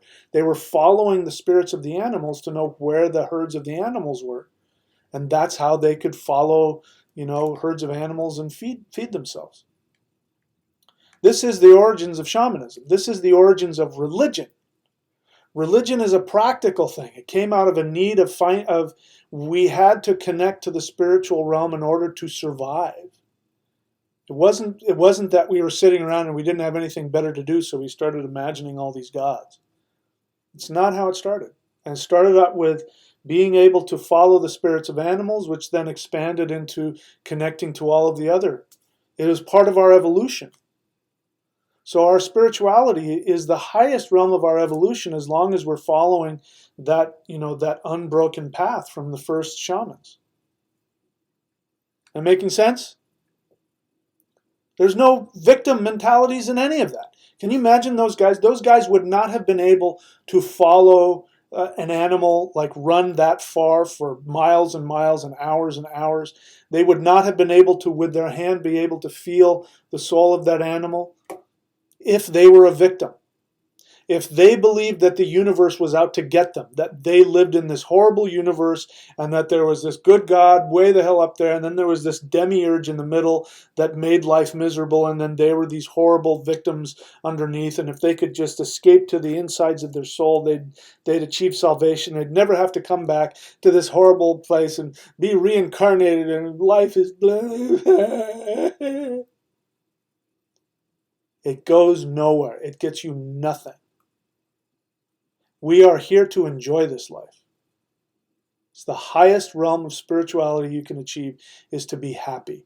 And not giggly new age, everything is love and light happy. Actually be fulfilled in your life. Have what you want. Have the balls, have the nutsack to be able to go, you know what, that's what I want to do for my life. That's what I want to do for a living. I'm going to go do that. I don't give a flying fuck what anybody says or thinks. I'm going to go do what makes me happy. That's the highest religion there is. And everything I teach is to empower you to do exactly that. Okay? All right. All right, so I'll get up off my soapbox and then we'll see if there's... I wanted to talk about Yeshu HaNotzri, which means Jesus the Nazarene, and I'm going to explain to you why that's important, but we'll get to that when we get to it. Let's see, I'm seeing something that's not a question, but I'm calling bullshit on it. Let's see if I read it.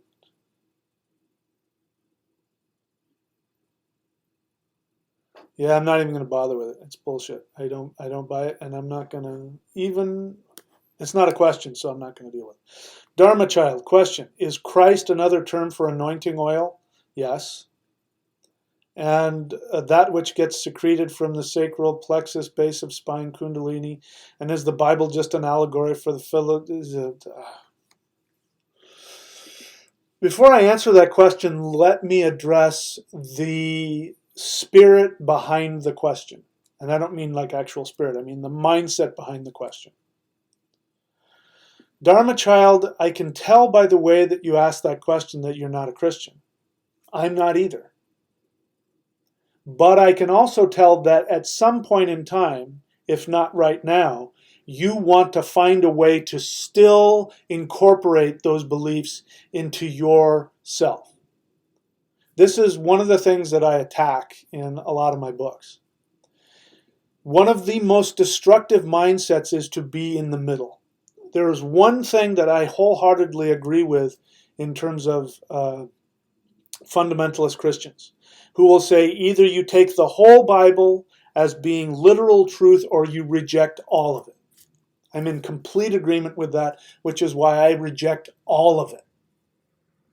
So I am not going to sit here and kind of justify some of the Bible, and what's really going on is your need to want to make peace between those two worlds. There's a part of you that knows that that is bullshit, that it's really destructive. The idea of hell, the idea of being punished eternally, the idea that the God who created you can't stand you, hates your guts so much that he wants to throw you into eternal torment forever because he made a fucking mistake and he's going to blame you for it. There's a part of you that knows that that's horrible and you can't accept that. But there's another part of you that wants to be accepted by that, and so you're going to find a middle ground. And so we intellectualize it and we spiritualize it by saying it's just an allegory for the Kundalini, but it's not. It was never intended to be that. The Bible was intended to be a literalist book that was there to tell you how to live. It was first intended as the Jewish law to take these Jewish polytheists who were now being given this new religion and this new mythology from the elite who had just come back from being in captivity. And they were going to give people this new religion. And these people were told to hate themselves. Because in that mythology, the conquering of the Canaanites, they knew who the Canaanites were, those first people who adopted the Torah. They knew the Canaanites were their immediate ancestors, that they themselves were descended from Canaanites. So for this myth to say we are destroying and killing all of the Canaanites, it means we are destroying our animist religion and we are discarding it. And you are to hate that part of yourself because they were evil sinner people. And that's exactly the thought process of the European Christians. The reason why the United States is the breeding ground and is the home of fundamentalist Christianity is because the fundamentalist Christians, they weren't too welcome in Catholic Europe, and so they all came over here. and they started taking their extreme religion to new heights. And this is the reaction that we have. This is why you have so many people in our society who want to spiritualize Christianity and sort of put it in this middle ground. I am not somebody who has a problem with religion, except for the Abrahamic. I find it to be the single most destructive mindset in the history of the human race. It has done more damage to the human race than anything else. That includes Christianity, Judaism, and Islam, all three of them. So now I'm going to talk about Islam, because I know a lot of people get on my case. They say I won't talk about it out of fear. The reason why I don't talk about Islam is because I'm not Muslim. And I firmly believe that you should talk about what you know. And so for me to do what a lot of stupid, throwback, hillbilly, tobacco chewing, idiot, white Christians are doing in this country and pointing the fingers and saying all Islam, and they don't even know that there are so many different sects of Islam. They don't even know different parts of the world where different sects of Islam are. They don't know which ones are the ones that spawned terrorism and which ones haven't. So I'm not going to blanket statement, and I'm not going to give fodder to idiots to do that. But I will say this. When it comes to Islam, Islam is a reaction to Christianity. Because what started to happen is that as the Roman Empire started spreading all over the earth, you had this guy named, whatever the hell his name was, the founder of Islam. And he had his people who were polytheists. And so he wanted to be part of this modern world. He wanted to connect with them, and they were monotheists, and they connected to same kinds of part of his own ethnic background, which is Semitic mythology. Abraham was part of Semitic mythology, and he wanted that, and he wanted to be a part of that. And so he started creating his own revelation from Allah, which is Jehovah, just another word for Jehovah. And he started creating it in the hopes that he was going to be connected, that he was going to be part, that his religion was going to be part of the Christian religion, that he would be seen as a sect of Christianity. So he went to the Christian leaders and he said, look, here's this thing I've wrote, and I do this, and I believe in the one true God, and I want to be, will you guys let me be part of your thing? And they said, no, of course not. You get out of here. You're an unbeliever. We reject you and your religion. You're a false prophet. He went to the Jews, and he did the same thing to the Jews. Look, I'm the Abraham and Isaac and Jacob and the one true God. And the Jews said, no, get out of here. Get out of here. You're not part of us. He got his feelings hurt. That's when it turned into jihad. Then he went all over the world and he started putting a sword to people's neck. The word Islam translates literally in I surrender. It doesn't mean I submit to Allah. It means I surrender.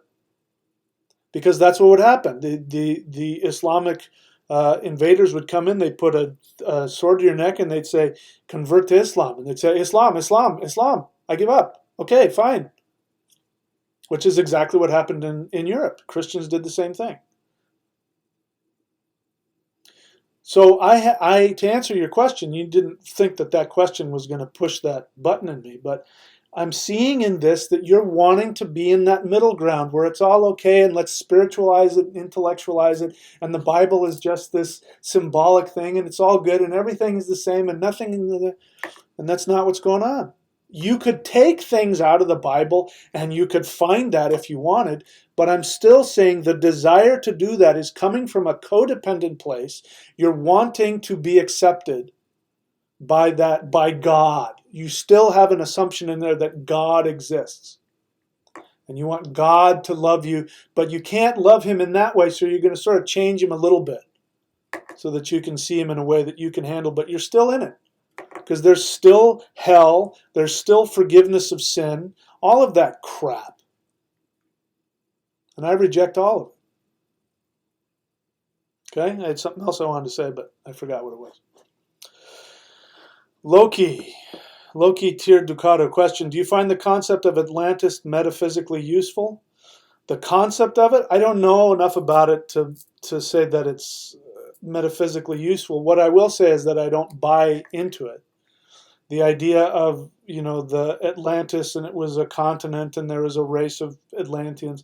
We know very clearly what Atlantis was, and Santorini is the name of the island. There was an island in the Mediterranean that had a volcano, and the volcano blew up, and it caused all kinds of havoc. And there was a city on that island before it blew up, which was Atlantis, and it was a powerful naval regional power, and it blew up, and it's gone now, and now it's the island of Santorini. And if you go, all you have to do is type in the island of Santorini, and you'll see this, like these islands in this big giant hole where, now there's ocean there. That's Atlantis. So do I find it useful? No, not really. My own personal take, I don't really find it all that useful. Private Eye question: if we can do and have everything we want and be happy, why do so many people adopt faulty assumptions and suffer in life so much? It's a really great question. It would take me 100 years to answer that question. This, to understand that better, we need to understand what it is that we have chosen. Wow, somebody's in agreement. Some weird noise just went. Something blew up in here. Anyway, here's what we have chosen for this life. Our souls, before we are incarnated or in between incarnations, we live in bliss, and we live in this infinite universe, and we see ourselves for what we are, which is we are what the Aesir are. We are celestial deities. We are these infinite, all-powerful deities, and we have fun roaming around the universe having a blast. But we like to play video games. And the video games that we play are incarnated human lights. This is an avatar. Just like when you play a video game, you have an avatar. And you can create your avatar, and then you go in the game and you get the magic this and the that. That's exactly what the soul does. So the soul wants to grow. The only way that the soul can grow when it's, because it can't do it when it's floating around in infinity, because it's just, there's nothing to learn. You don't need anything. So they have to limit themselves in this three-dimensional meat bag, and they stuff themselves deep inside, our chest cavity, and they play a video game. And in the video game, the goal is to get all of your desires met. This is how the game is played. But they put a lot of challenges in there. So the challenges are really simple. There's just, there's multiple, infinite variations of how those challenges will manifest. But the challenge itself is very simple. It's just one challenge, which is you are going to be forced to make a choice between what your soul truly wants and what other people want for you. Whether that be your family, your friends, your religion, your society, your government. You will continuously have to make choices between the two. When you make the choice to go after what is safe, meaning I want the six-figure job and I'm going to work myself to death, or I want to be accepted by my family, or I'm going to do what my wife wants or what my husband wants. When you make those decisions, you go out of integrity. You don't lose the game. This is part of the game. You make mistakes, Games wouldn't be any fun if it was too easy. So we make these decisions and we go out of integrity with our soul. And the result is that the universe, the matrix, if you will, is set up in such a way that when you do that, you get punished. Not like this, but because you have said to the universe, listen, I want you to react negatively to me when I go out of alignment. And so we have suffering, we have disease, and we have poverty, and we have other kinds of misery. They're self-created. So it's it's a simple fix. I was going to say easy. It's not necessarily easy, but it's a simple fix. And the simple fix is listen to yourself, be ruthless. Because when you can connect to yourself and your soul wants to do something that's totally different from what the rest of the world wants you to do, it's going to be really challenging. But every time you make a choice towards doing what your soul likes, then you get an up. You get the magic little mushroom comes in, or whatever happens in the video game. And you also get happier. Now, in that process, in between the two, that's when things are really difficult, because when you give up the world, what the world wants for you, you will have to go through a death. You may actually, in some cases, be physically killed, like, if we go back into medieval times. You may actually be harassed and oppressed. You may be rejected. You may, all kinds of really horrible pain, like, the people you love the most may reject you because you're not doing what they want you to do. That's horrible. It's really difficult. But that's the challenge. Your soul has set it up so that it wants to grow. And it grows when it takes those actions based from fearlessness.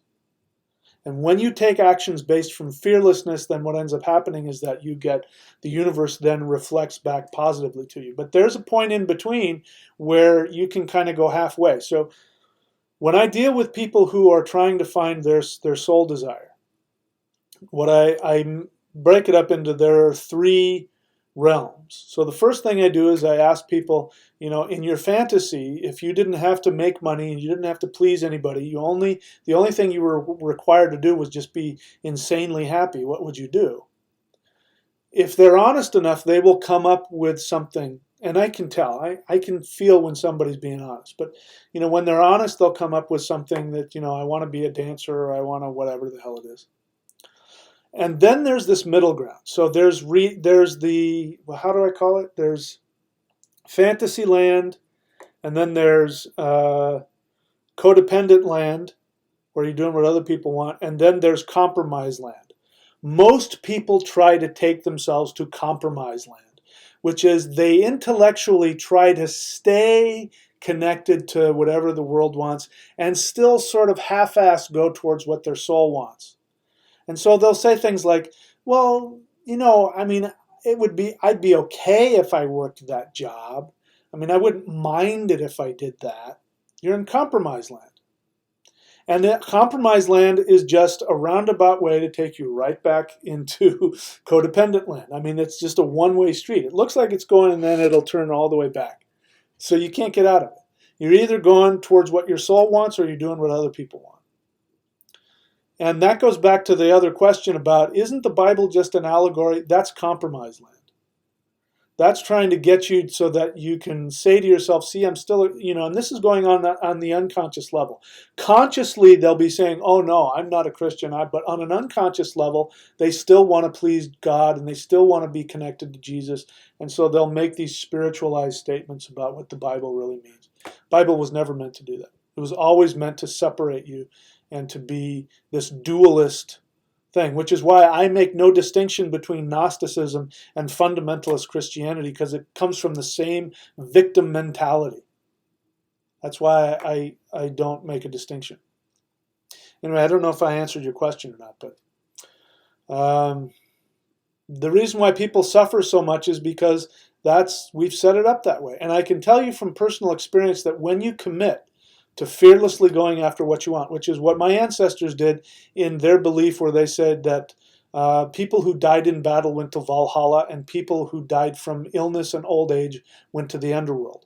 That is a symbolic teaching for going after ruthlessly what your soul wants is like dying in battle, because every time that you reject what the world wants and go after what you want, you die. Your ego goes through a death, and sometimes literally you may have the death of a relationship. And so it's a death in that way too. People who do that go to Valhalla, not later, but now. You live in, wow, I'm living my dream, I'm doing what I want. You're in Valhalla. People who die of sickness and old age are people who didn't fearlessly, they died in fear, they didn't fearlessly go after what they want. I also believe that there's a connection to that. I do believe that illness, I still can't shake this feeling, and I'm open to be wrong about it, but I still can't shake this feeling that illness is a result of not following what your soul wants, and that diseases like cancer especially are diseases of people pleasing. It's just, you die from people pleasing, and it gets stuck in your body, and then it turns into cancer and you die. I firmly believe that. I'm saying that with the knowledge that the one person that I've loved more than anything in the whole universe died from cancer. You know? So that's how serious this is. But ultimately, it's just a video game. I mean, her soul is off wherever her soul is, doing whatever it is now. She's probably having a hell of a lot of fun. I can promise you she's not thinking about all the things that she was worried about. She might even be, swimming around in somebody's womb waiting to get born into another body. I don't even know. None of my business at this point. So that's why, if I answered your question, that's why it's so challenging. But the suffering comes from staying in compromised land. Compromised land will give you suffering, as will victim mentality land. If you're able to get through compromised land and go through the pain that you have to get out of there, then you don't have to suffer. You can really enjoy your life. All right. Athena's son question: do you think fear may have been first introduced in shaman tribes due to nature's storm? No. That's a different kind of fear. So the fear I'm talking about is not, let's, again, if you haven't, go back and watch the previous video I did about fear. There are only 3 fears that we're born with. We are born with the fear of falling, with the fear of loud noises, and the fear of fast-moving objects. Those are the only fears that are in our body. Once those immediate dangers have passed, the fear subsides. So even if there is a storm or an earthquake or whatever, sure, they're going to have fear, but once that's over, the fear is gone. So fear is not designed to last. Fear that lasts is our own fear, our own self-generated fear. So no, I would say to your question, no. Anthony Rosario question: did the Roman Empire ever went to war trying to destroy the Vedics or Hinduism? I don't know if the Romans did. They might have. I know that Alexander the Great, they didn't go try to destroy Vedic Hinduism, but Alexander the Great did fight against Hindus in India. And I don't think he wasn't able to hold on to that tiny bit of India. So no, to my knowledge, the Romans did not do that. Miles question: is there a formula or procedure for evaluating an identified base assumption to see if it needs to be removed or modified? It's a really good question. I really wish I could tell you, yes, the formula is this. The easiest thing I can tell you is that, just what I said. You say, first you have to give yourself permission to go to total fantasy land. Now, some people know ahead of time where I'm going, and so they'll try to take compromised land into fantasy land, and I stop them and I say, stop it. Fantasy land means just like that. When you were 7 years old and you created a fantasy of, I can fly. Oh, you can fly? Well, I have giant feet and I can stomp on islands. And really, well, I have 6 heads and I can, that's fantasy land. You go to Fantasyland and you ask yourself, okay, if I didn't have to worry about money, like I didn't have to make money, everything I needed was all the food and the clothing and the housing, and everything I needed was available to me. And I didn't have to work for a living. I didn't have to do anything to meet anybody else's expectations. Under those conditions, the only thing I'm required to do is have as much fun as I can fucking stand. You ask yourself, what would I do? I can tell you right now what I would do. I'd surf. I'd surf all day. That's all I would do. And I'm doing it to the best of my ability. I have to stop myself because I'm constantly buying new surfboards. And I'll try one out and I'll sell it and I'll go buy another one. I have one I want to go buy right now, and I'm really struggling with it because I already have 10 surfboards in the other room, and which 2 do I want to get rid of? And I feel like I shouldn't have too many. That's my struggle. But I know exactly what I would do. If I would surf all day and I would just sleep. I would sleep and surf, and that's it. So if I give them that fantasy land and I say, tell me what your fantasy is, if they go, I don't know, then I know they're in conflict. They're in conflict with themselves. So I can give you this, the formula, I just gave it to you. But that doesn't mean somebody's going to be able to do it, because then they might get stuck in in compromise land, or they might get stuck not knowing what they want. And then they have to come talk to me. Go to career.thunderwizard.com. And I can almost assuredly, I can't guarantee it, but there's a pretty good chance that in an hour I can help you find out exactly what it is you want. Because I know what questions to ask, and I can tell when you're full of shit. And I can tell when you're in conflict. Also, go get the book of mine called The Shamanic Secret Commandment to a Perfect Life. Go to michaelwilliamdenny.com, DENNEY.com, and just look for it. You'll see it. That book is is the formula. But the important thing about the formula is that you first have to understand what your unconscious assumptions are, because your unconscious will fight it. And until you're able to extricate all that garbage and look at it, it's going to be hard. It's going to be harder to be able to use that formula. I've been able to do it, so now I can. I can take a walk on the beach, and in 20 minutes, I can figure out exactly what it is I want to do. And then once I do that, it'll happen. Eventually. Always does. Okay. Free Willy question. What are your thoughts on Christianity and Islam having the most followers in the world? They occupy the first and second place respectively. I don't really have any thoughts about it. It's just, it is what it is. I don't know what thoughts you want me to have about that. I don't care. I only care about me. And thankfully, I don't have to worry about that. Thankfully, I don't live in a country where I have to worry about what religion I have. As bad as some of the problems are in this country, with the shit that's going on now, I wonder if we're going to survive. We got a guy in there who's doing a really good job of literally taking apart our government. I mean, if we'll be lucky if we have a government when that guy's out of office. But and who knows what'll happen after that. But my other thought about it is, it doesn't matter where somebody is. Let's say somebody does live in a country where they have to worry about what their belief system is. If they follow what I'm saying, and they go after what they truly want, they will find a way to get to a place where they can live and do exactly what they want. The universe always will follow through that way. So ultimately, there are no victims. But in terms of your question, what do I think about them being 1 and 2? I mean, I think it is kind of what I was talking about earlier. It's just the result of the environment of the world that we live in. I could keep talking about it, but I won't. All right, looking for the questions. Johnny Delgadillo question. Isn't it wise to learn the bullshit of monotheism to see the way they stole the ancient paths of our ancestors? Well, I mean, I don't think it's wise to study it for the sake of studying it. I think it's wise, if you are a Christian, to study it.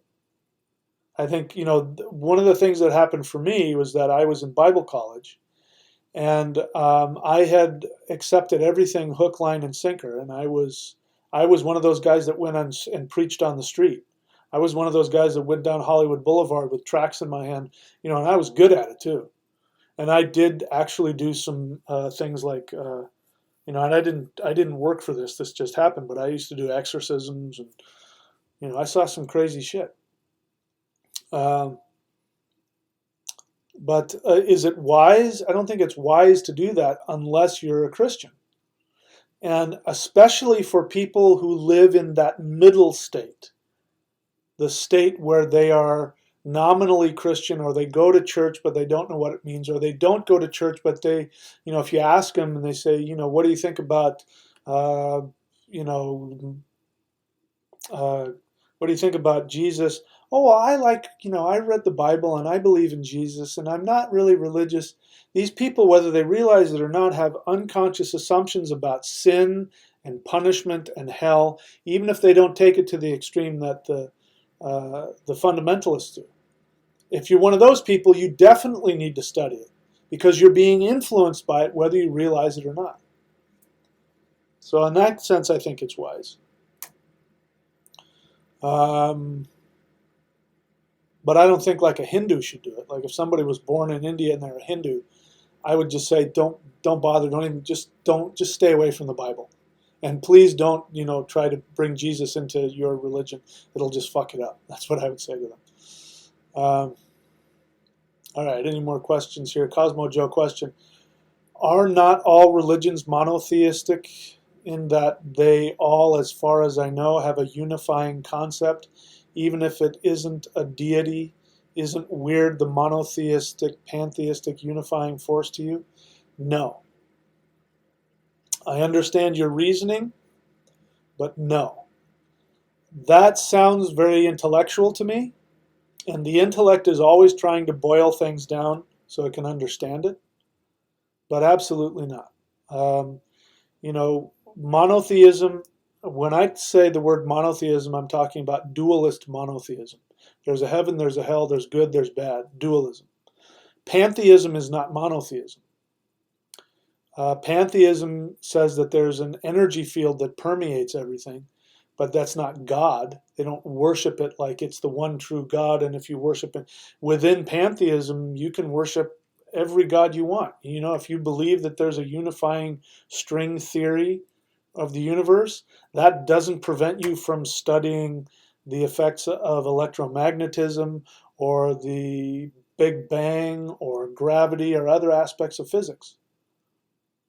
So it's not the same. Monotheism says there is only one God and you will worship this one God and don't ask too many fucking questions. And that's monotheism. So what you're talking about, you're trying to take all these things and it sounds like your intellect is trying to simplify things so it can chew on it.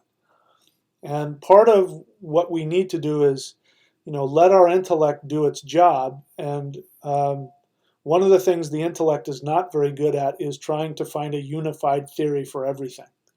It's very bad at that. To get to that state, that is a state of meditation. The intellect, again, the word intellect means to pick apart from among. Intellegere, to pick apart. We're trying to pick things apart so it can understand it. There is a use for that. The mind is all-encompassing and reflects the spirit. And the mind doesn't have to intellectually understand other things to feel it. I've been in states where I have felt, and especially when I did, the spirit fighting, intellectually I had no idea how it worked. And there was one guy died of stomach cancer, as it turns out, because he couldn't comprehend. Stomach cancer means you can't comprehend life. You're trying to figure things out and it scares you and it makes you upset, so you try and figure everything out. And he couldn't. And he could never get the hits right. I mean, he could do the art and he could move his hands sort of, but he was muscling it.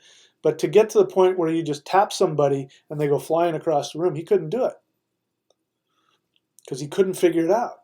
And we would say to him, stop trying to figure it out. Just feel it. And that's the mind. The mind goes to the place where it can feel all of infinity. It doesn't have to understand it, though, and flow with it and channel it. So that's what I hear in your question. I hear a lot of intellect in there. So I would say meditate more and think less. Okay, let's see. What else? Any other questions here? Let me go back here. All right, here we go. Dharma Child question: is there not an age-old science referred to by various ancient cultures and their T-H-E-R-E, you mean T-H-E-I-R, by various culture and their myths involving man and the ability to have physiological spiritual regenesis of some sort? Is there not an age-old science referred to? Well, okay, so you're asking multiple questions there. First off, you're asking, are there ancient beliefs of regenesis? Yes. In the spirit fighting practice, I heard about the masters who would physically die to the point where you opened up the coffin and you saw that their flesh was rotting, and then you put the clothes, and then they would resurrect themselves. Yeah, there is beliefs like that. You're saying, is there not an age-old science? So you're making the assumption that there's a science for that. I don't know. I don't know if that's just symbolic or if that really happened. If they really had the ability to do that, I don't know. I don't know that there's a science to it or not. There may or may not be.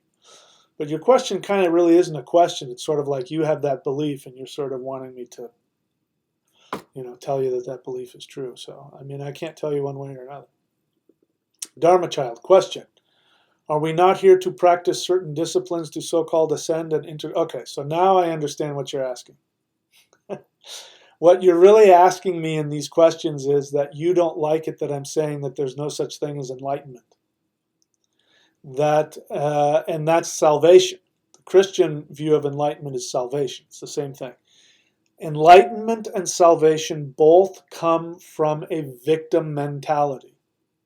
I agree with the Gnostic guy whose thing I read, which he basically said that Buddhism and Gnosticism are the same because they both come from the understanding that life is misery. And so we need to have some escape from this misery. And the Buddhists do it through meditation and achieving nirvana. And Gnostics do it through achieving gnosis, the self-knowledge. And if we achieve self-knowledge, we'll escape from this misery and this hell. So the only reason that somebody's going to really need to have this to ascend and integrate our higher nature in this lifetime or find a science that will give us regenesis is if they're miserable. So be honest with me, Dharma child. Do you want to escape your misery? Are you in pain? Do you see this world as being a painful place to be? And please don't bullshit me just because you think I'm coming from a different place. Be honest. Because the first place to getting somewhere and getting to the place I'm talking about is you have to be honest with your pain. You have to be honest with your unconscious pain. Looking for the salvation and the way out is a way of escape, which is why Gnostics, there are so many potheads who are Gnostics, because the weed will do that. It just takes you out of your feelings and puts you into this other realm. Same thing with Gnosticism. Takes you out of this painful, horrible, ugly life where I'm and the archons and the head and take me to the true God, Heavenly Father, and the gnosis. And same victim mentality. Let me read it to you again because I just, Gnosticism has this sense of being a really good, true, wisdom, mystery religion. And let me just give you the basis of Gnosticism from a Gnostic priest. Here's what he says. All religious traditions acknowledge that the world is imperfect. Assumption. That's an assumption. All religious traditions acknowledge that the world is imperfect. Where they differ is the explanations in which they offer to account for this imperfection and what they might suggest to be done about it. Gnostics have their own, perhaps quite startling, view of these matters. They hold that the world is flawed, assumption, because it was created in a flawed manner. Assumption number 2. Now, why does he have these assumptions? I don't know him, but I can probably guess that he's had a lot of pain in his life. And he probably has struggled with victim mentality. So this is his way out of the victim mentality.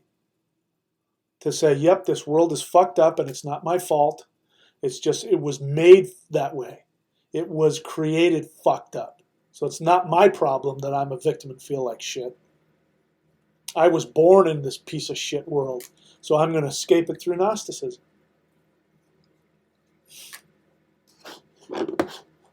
Okay, let's see. What else?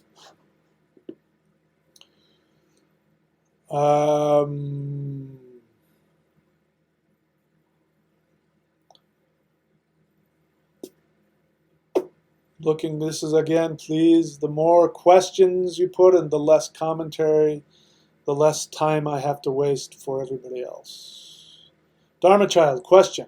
What is the most impactful lesson you have learned in this life as a spiritual being having a human experience? The most impactful lesson? I suppose it's what I preach. That when I decided, I made a decision, and I've done it throughout my life, but not to the full extent that I could have. When I was 48 or 49 years old, I was in tremendous physical pain. I thought I was never going to be able to, function physically again. I never thought I was going to be happy because I was in a dead end marriage with a woman that, you know, that I was not making happy. We weren't having sex. If I was lucky, I won't get into it. We weren't having sex. I wasn't doing anything I wanted to do. I didn't have any money. I was stuck. I was trapped. I was a, I was a slave, cleaning out dog shit and mowing lawns and doing dishes and, always having to explain myself to my wife about why I needed to have more time to work a business so I could make some money. And I just got fed up and I said, you know what? I don't know how, because according to the doctors, I'm never going to be able to surf again or lift weights again or do all the things I love to do. And I just said, you know what? I'm too fucking young and I refuse to be in pain. I refuse to be in pain and I refuse to be unhappy. I don't know how I'm going to do it, but I am going to do everything I wanted. And I started making a list of all the things that I was going to do. And I was going to love doing them, and I didn't know how it was going to happen. And that changed my life. That moment when I committed to that, everything in my life started changing. My relationship fell apart. I was still in huge amounts of pain, and I still couldn't function, but I didn't let it stop me. I made my way all the way down here to Southern California after moving away from here, and I was in Idaho. I had no money.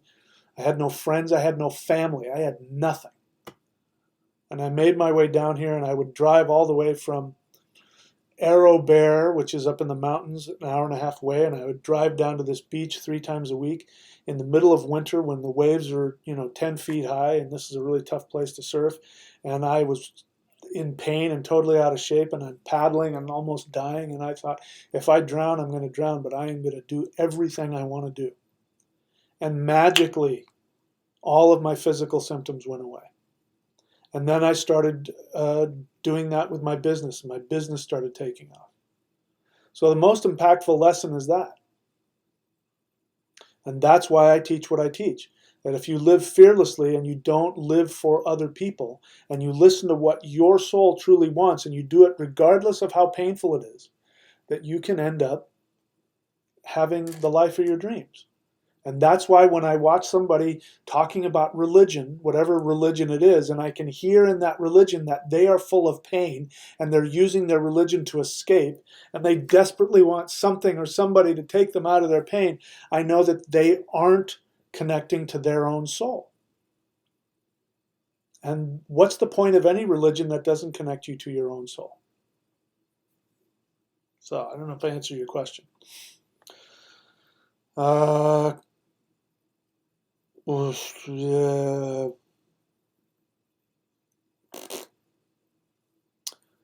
sorry I do this. Every time somebody says something, it bounces up and then I gotta scroll and find it again. Okay, Killing Munch question. I have been informed that my tutelage will only continue once I develop telepathy. From whom? Who has told you this? Would you have any recommended sources to learn telepathy? No. First off, I completely, totally disagree with whoever told you that. Did a person tell you that, or did you have that in a vision? I've been informed that my tutelage will only continue once I develop telepathy. Well, I would say whoever told you that to go fuck themselves. If somebody tells you that, then maybe, unless their job is to teach you telepathy. If you're going to a teacher of telepathy, then yes, at some point I can imagine him saying, listen, I can't teach you unless you're going to learn how to, learn telepathy. But if there's a teacher out there who is saying that he wants to teach you spirituality, and the only way he's going to teach you is if you learn telepathy, I would tell him to go fuck himself. That is not a teacher. That person is not. Or it's a spirit. If you're getting that in meditation, then you're getting some bullshit from somewhere. And I would walk away from that. Dharma Child, you're answering my question. I normally don't. answer these answers. But no, I'm not in pain. I'm simply investigating, inquiring of practical methods to aiding in the natural evolution of my highest potential. Isn't Qigong one of these methods? Yes, Qigong is one of these methods, and they do come from traditions that talk about becoming a perfected immortal, and they talk about things like leaving the body. And I don't know if any of that stuff happens or not. It wouldn't surprise me if it did, but I don't fucking care. I stopped worrying about that shit a long time ago because I knew people who had much more power than I did, and I achieved a lot of power. And I could do things that people, I did things people thought I was not from this planet. I could have started my own religion if I wanted to. And I stopped pursuing that stuff because it's a dead end. It doesn't go anywhere. The only thing that matters is being happy. Qigong is a really great way to meditate. It'll get you out of the intellect and get you to see things objectively. It's really great for the body. I think one of the reasons that I'm in such good health now that I got out of the bullshit that I was in, which was causing me all that pain. By the way, I was doing Qigong through all that period. And one of the reasons I'm in such good health is because I've done Qigong my whole life. So I think it's really great. And I think like anything else, bodybuilders can, take steroids and get their muscles and they can do really crazy things. It doesn't mean that they're healthy or that they're happy. They're Qigong masters and maybe they can levitate, maybe they can achieve immortality, and none of that means that they're happy. Happiness has nothing to do with any of that. So yes, there are people, I was one of them. I went after those powers out of pain. I was in emotional pain. I didn't like my life. I wanted out. I didn't take drugs, so instead of taking drugs, I OD'd on Qigong, and I got a ton of power. Same with somebody can have body dysmorphia, and I forget what the guy, one of the guys that was like one of the top bodybuilders in the 90s. He's my age now, and he's trying to go back and win the Mr. Olympia, and he looks like shit. It's because just, dude, give it up already, man. You're too old. It's not going to happen. There's no happiness to gain from that shit. So that's what I'm sensing in your question. I mean, maybe you're not in a lot of pain, but I sense some desire to escape. Something in there. I could be wrong, but that's what I hear. Okay. Cosmo Joe question, are you saying that the concept of ascension as a result of spiritual evolution is the same as salvation concept, victim mentality? If so, then what is the goal of the practice? I'm not saying that the concept of ascension is as a result of spiritual evolution is the same as salvation. I'm saying that the desire, that if somebody is, I want to evolve and I want to ascend, and it's coming from wanting to be different from what you are right now, that is coming from pain. It's unresolved emotional pain. And there's going to be a victim mentality attached to that. And if so, what is the goal of the practice? The goal of the practice is to achieve your highest, just like, being in good physical health, having all of the resources you need to live the way that you want to live. It's just another resource. Spiritual evolution, all of that. Evolution is maturity. I say this to a lot of people, and I'll say it here. The best you get is being human. Doesn't get past that. So if you want to transcend being a human, you're missing it. Because there's nothing more spiritual than being fully fulfilled right where you are, right now. And if you're not fully fulfilled right now, that's okay. Because that just means that you're learning. But that's it. That's the best you will ever get. The most fulfilled, this moment right here, this captured it. Look at, I don't know if you can see it, the look in my eyes. I can honestly say that was the happiest moment of my entire life. I mean, I look at myself, I look like I'm just so fucking stoned right there. I achieved a level of happiness that you can't get past. It's just hard to get more than that. So I'm not trying to relive that. If I get to that place again, I'll be listen, nobody wants that more than me. And maybe I'll have it again, maybe I won't. I don't really care. I achieved it. I got to a place of complete fulfillment. There were days upon days where I would wake up and say, I don't need anything right now. There's nothing that I don't have right here with me. So I'm telling you from experience, there's, and that's having done things like had the power to leave my body and play with energy and do things and break the laws of physics and all that kind of stuff and have people think that I was something or other. I can tell you I was not completely fulfilled. I'm glad I did it. I still love that stuff and I may do it again. When I get tired of surfing and when I, get too old that I can't go to the gym and lift weights and, look like I do, I will probably go back to doing spirit fighting again because I like the way that it feels. But I'm not going to try and achieve immortality with it. It's just here to have fun. Listen, Cosmo Joe, I think I know who you are, but your intellect is really strong. And your intellect, people who have strong intellects more often than not have developed intellects in order to try and escape pain. It's a way of trying to understand the world so that once I understand it, then I can take from it what I want and be happy. And there's nothing wrong with that, but at some point, thinking things just won't accomplish what you want. Trying to understand and know everything, it can't be done. Can't be done. Just have fun. That's all there is. There's nothing more spiritual than just having fun. I went surfing yesterday. The waves weren't all that great. It was kind of blown out, but I don't know what it is about that. That's why I know that's my soul desire. I don't know what it is about it. I go out there and I paddle in those waves and my shoulders get sore. I catch some waves. I don't catch some waves. But when I have even halfway success, I come out feeling like a king. I feel like such a fucking stud.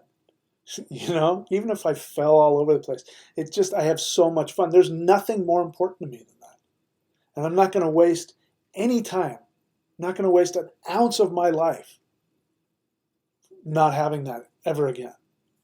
So whatever I got to do that as much as I can, that's what I'm doing, including doing this video. This is part of that. So in order to do that, get out of your head. Stop thinking so much. If you like doing that stuff, do it. Just do it because you like it, not because it's going to achieve something for you. Do it because you like it. That's the only reason you should be doing anything, in my humble, limited opinion. Okay, let's see. Question, Black Earth Productions. Would you say that the symbolism of Jesus being sacrificed on the cross and inversion of Odin's sacrifice, what would I say? What I would say is that they're two completely different things. I think you probably would agree with me. Symbolism of Jesus being sacrificed on the cross, we have to understand that that wasn't a true sacrifice. A sacrifice means that you're giving it because you want to give it. You're like, hey, I am giving this. This is my sacrifice. I'm giving it freely with no expectations. Boom, there it is. Jesus didn't do that. First off, Jesus didn't give anything to anybody. He took it. If we just accept that he really existed, what he took away was man's ability to do exactly what I just got through talking about, which was achieving for yourself through your own desire what you want. He took that away. He said, I'll do it for you. He said, I will give you satisfaction. I will take you to heaven. I will give you peace with the Father. And I will do that by allowing him to, take all of his anger towards you and put it on me. That's what he said. So he took away from man's ability to create his ultimate life and to make himself happy. It also wasn't a sacrifice because he didn't do it willingly. According to the Gospels, he did it out of coercion. That he was so afraid of sacrificing himself that he went to the Garden of Gethsemane and literally sweated blood out of his forehead, which is a real thing that happens to people who are in major crisis. So he was so fucked up about it that he was sweating blood and asking, if there's any way, if it is your will, please take this cup from me. I mean, please, you know what, I don't want to do this. If there's any way for me to get out of dying on the cross, take it away from me. And then it didn't happen. You know, God the Father said, fuck that, you're going. And he went. And he allowed himself to be punished for what other people did. First off, no warrior would ever do that unless it's, I guess I can see that happening under certain circumstances, but, you know, seriously, you know, when you've got somebody who has this message of the kingdom, he's going to go sacrifice himself so that other people don't have to learn the truth. I mean, there's just so many things wrong about it. I could go on forever. So it's not a sacrifice. Odin sacrificed himself to himself. He didn't do it for anybody else. He wasn't trying to save others, and he certainly wouldn't have done it because he said, you know what, you're such a fuck up, you can't do it. I'll do it. Fuck, I'll go do it. Just stay there. God, I'll go fucking pussy. Right? Odin didn't, he was like, I want to experience for myself. I want to achieve the ultimate experience of myself. And so he sacrificed himself to himself. It's the symbolism of exactly what I'm talking about. That who gives a shit what anybody says? I'm going to go after what my soul wants, even if it kills me. I've said that 2 or 3 times in my life, and every time I've said that, I've always come out better off. Every single time. Sacrificing myself to myself. And when you do that, then your soul, which is infinite, sees its nature and experiences everything. And then you'll take something from that, whatever it is. You know, for me, what I took was the ability to intend my life and continue to improve on that, which is what I'm doing. That's why I still, even though I've achieved this now, and I've been wanting to have what I have now for a while, now that I have it and I'm enjoying it, I still want to improve on it. So I go take a walk on the beach and I ask myself, what do I want? And what's cool is I come back saying, you know, I kind of have everything that I want. You know, and every time I try and fix it, if I really sit and think about it, I go, you know what, the reality is I have it. But I'm not going to stop. I'm going to keep doing that, and I know it'll evolve into something else. So that's, for me, the symbolism of Odin sacrificing himself to himself. No similarity whatsoever between the two in my book. But I appreciate the question. Arazeladon. Did I get that name right? 1. Question: if I have a deep rejection for Christianity, does this mean I'm holding on to the anger and hurt it caused my life? I don't know. I have a deep rejection of it, but I'm not holding on to any anger. What I'm responding, I'm over it. I mean, I've moved past it. I'm gone. But I live in a society where the fundamental victim mentality is still in the world, and I'm here to be of service, and I talk to people, and I respond to what I see people say. When I do get upset about things in the world, I'm drawn back to the idea that if our ancestors hadn't done this, we would probably be in a completely different space.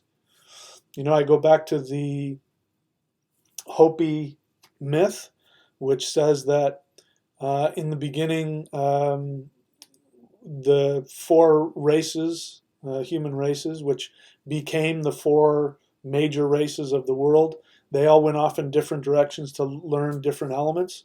And the northern race, which became the white race, learned the fire element. And the way that then the Hopis knew that the white man was going to come, and they knew by the symbol that he wore whether or not he had learned the lesson. If he came back with the symbol of the cross within a circle, which is an original symbol of the Germanic people before Christianity, then they remembered who they were, and the Native Americans and the Europeans were going to create this utopian heaven on earth. If the white man showed up with a cross without the circle, then he had forgotten who he was. And he's going to bring pestilence and pain and destruction and get the fuck away from him as fast as you can. And that's exactly what has happened.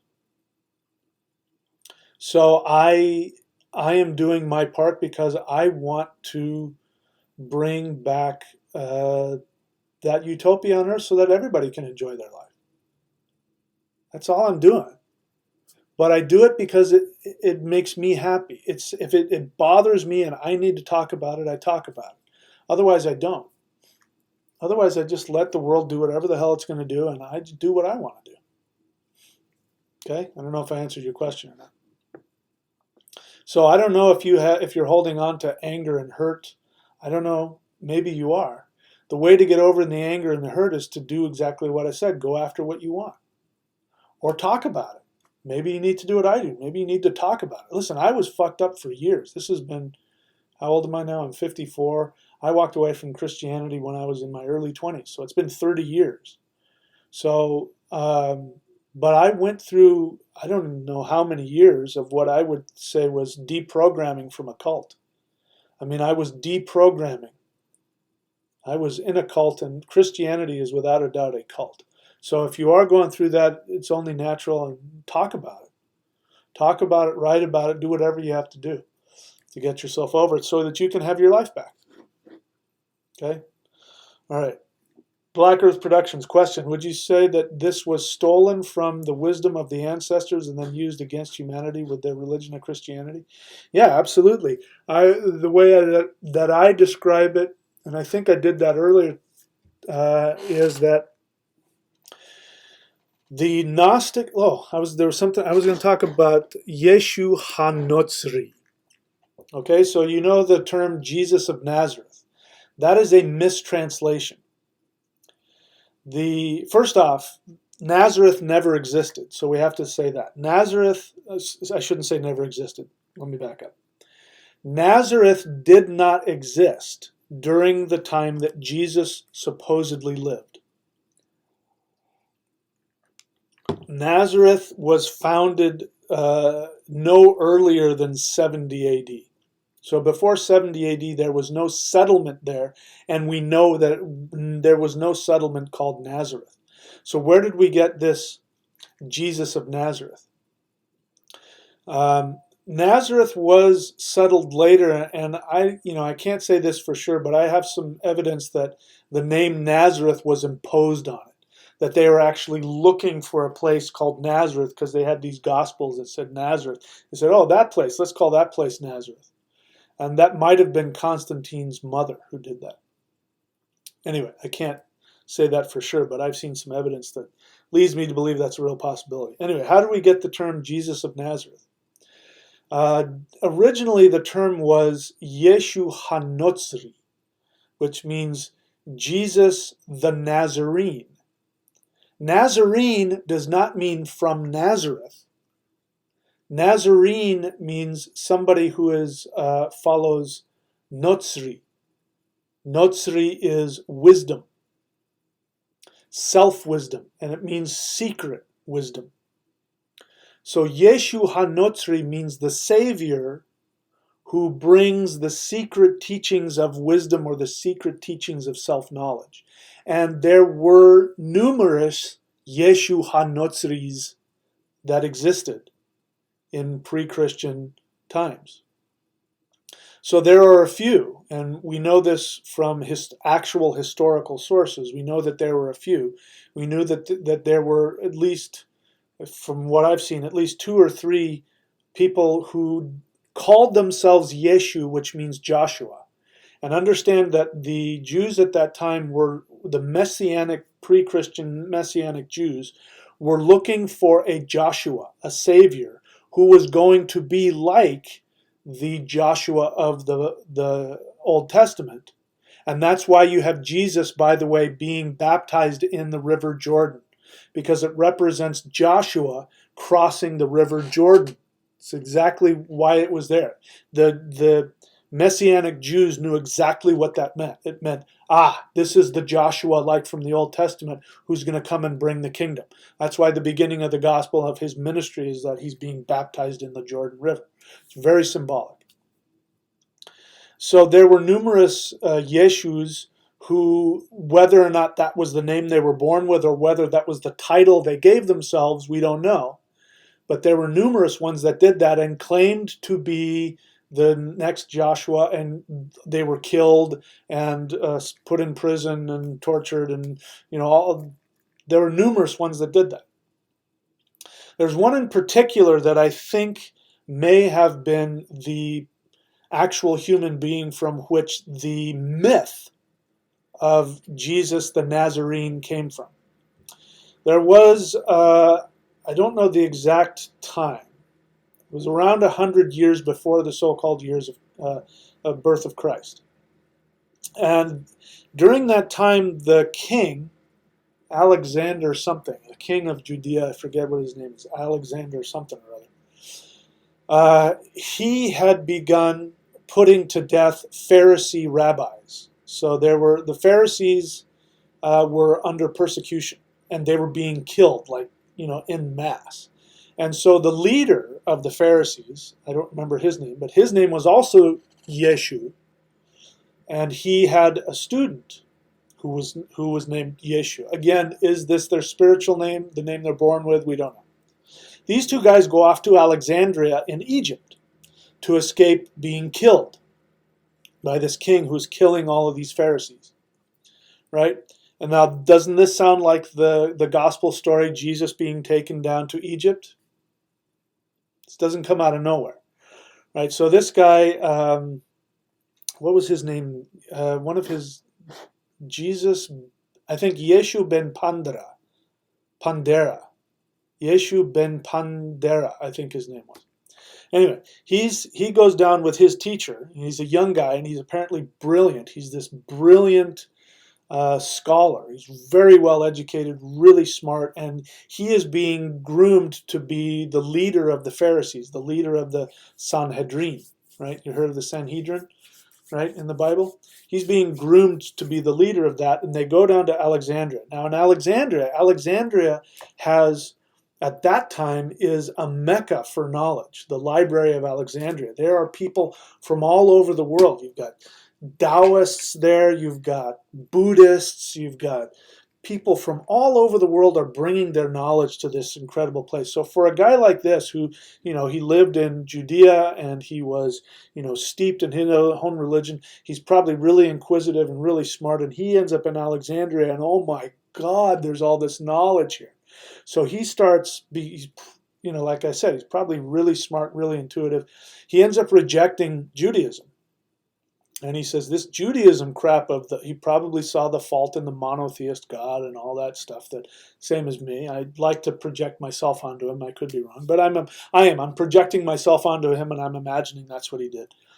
And there's some evidence that he might have gotten in touch with Buddhism.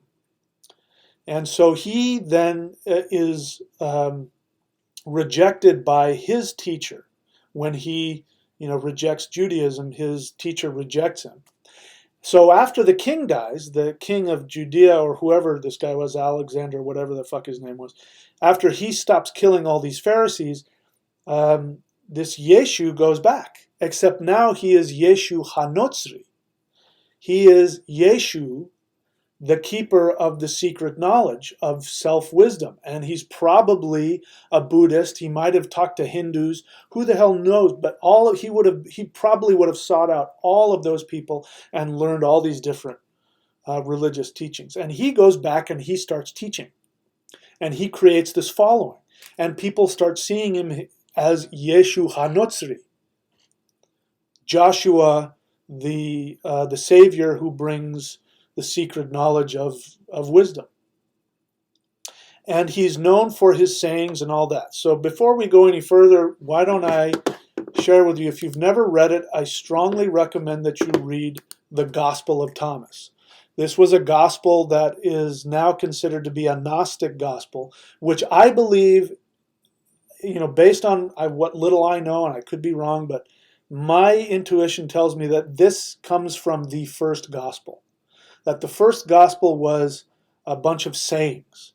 And I can imagine now what I've just described to you. This guy, this Jewish scholar, young guy, really smart, he goes to Alexandria and he learns from Buddhists and Taoists and Hindus and, the Greeks, and he learns all this fucking crazy, wonderful, and he's going nuts with all this, and he discards Jewish monotheist dualism, and he comes back and he starts teaching this stuff to people.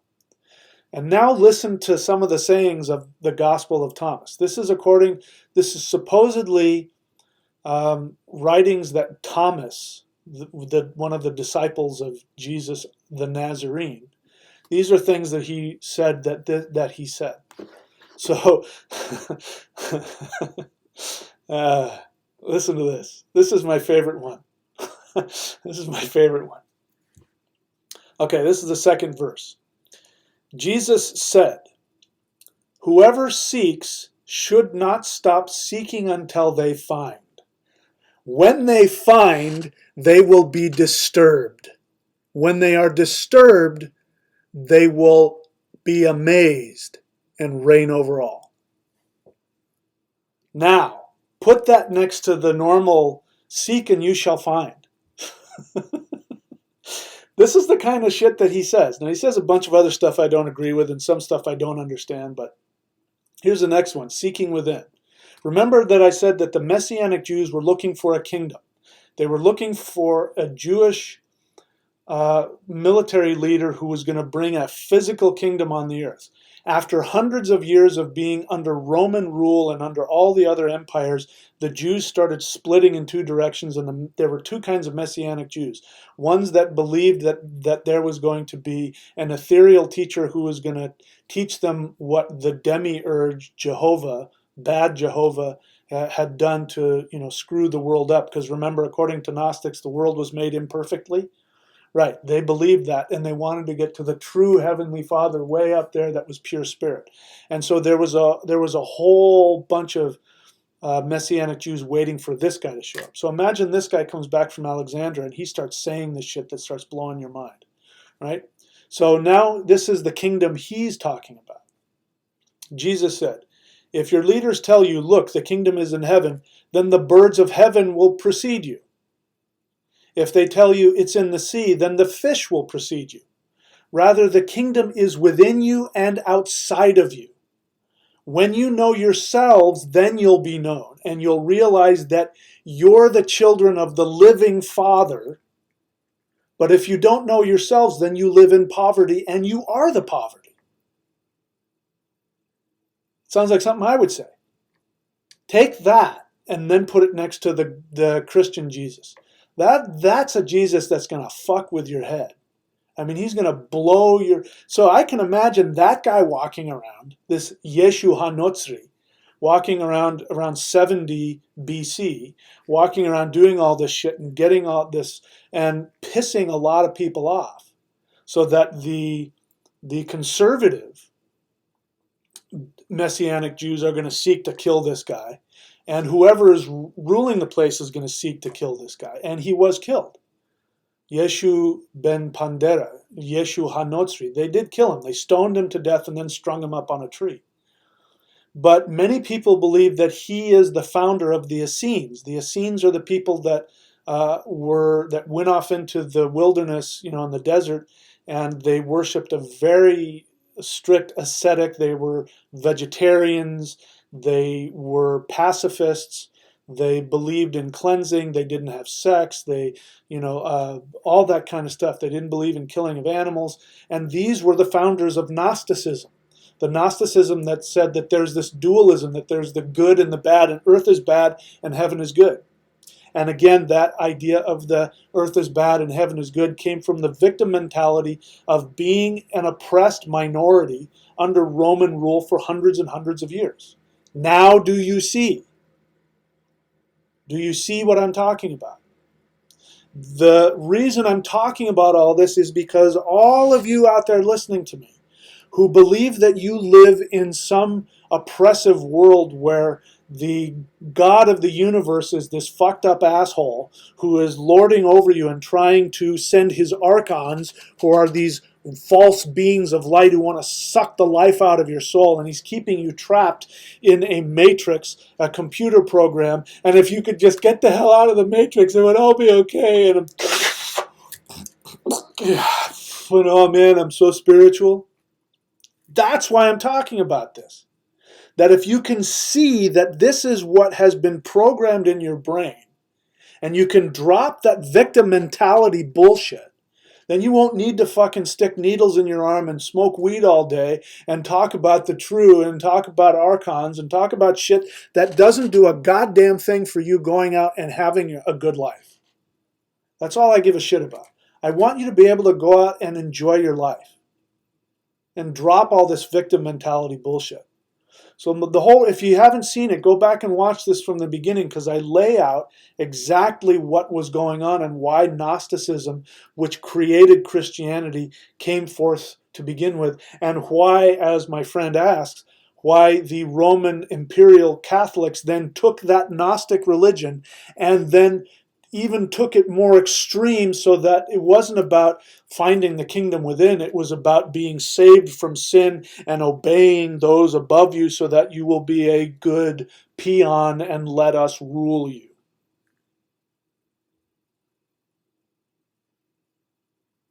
Boy, I'm really on my soapbox today, aren't I? All right, let's see what you guys have to say. Any more questions here? Blacker, let's see here. Jedi Black Knight question: do you also teach that practices that invoke the sun? Why are you asking me that? Yeah, I teach that. I know what you're asking, and it's not along the lines that you're thinking, but sure I do. Let's see, what else? Any other questions here? Sorry, I have to do this every time somebody says something. It throws the whatever, this text box full of all the things, and I have to go searching for it. So again, the less talking you do, the better it is for me to help answer the questions. Brad J, question. First, he says question, and then he's going to tell me something. He's going to give the statement. Question. I think all religions are egregores, or thought and energy constructs built by disillusioned people who are out of touch with their true soul's reality. Would you agree? That's not a question. You just gave yourself an opportunity for me to read your opinion. So, short answer, no, I don't completely agree with that.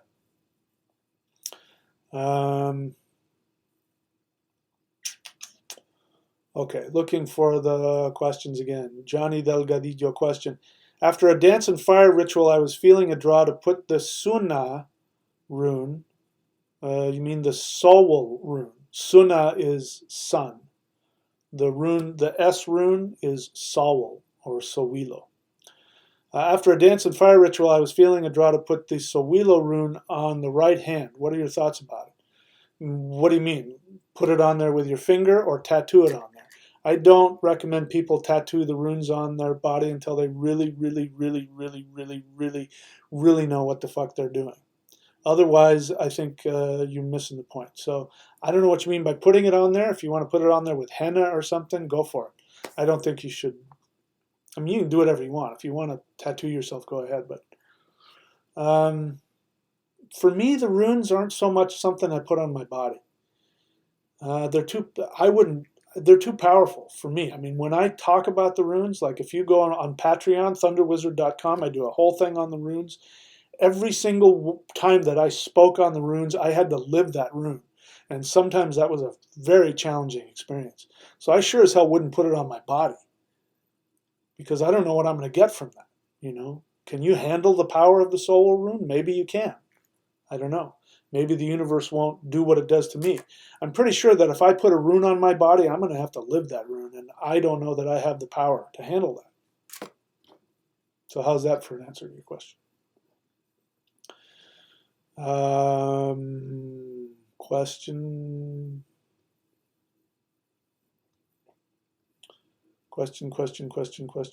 No questions. All right, let me take a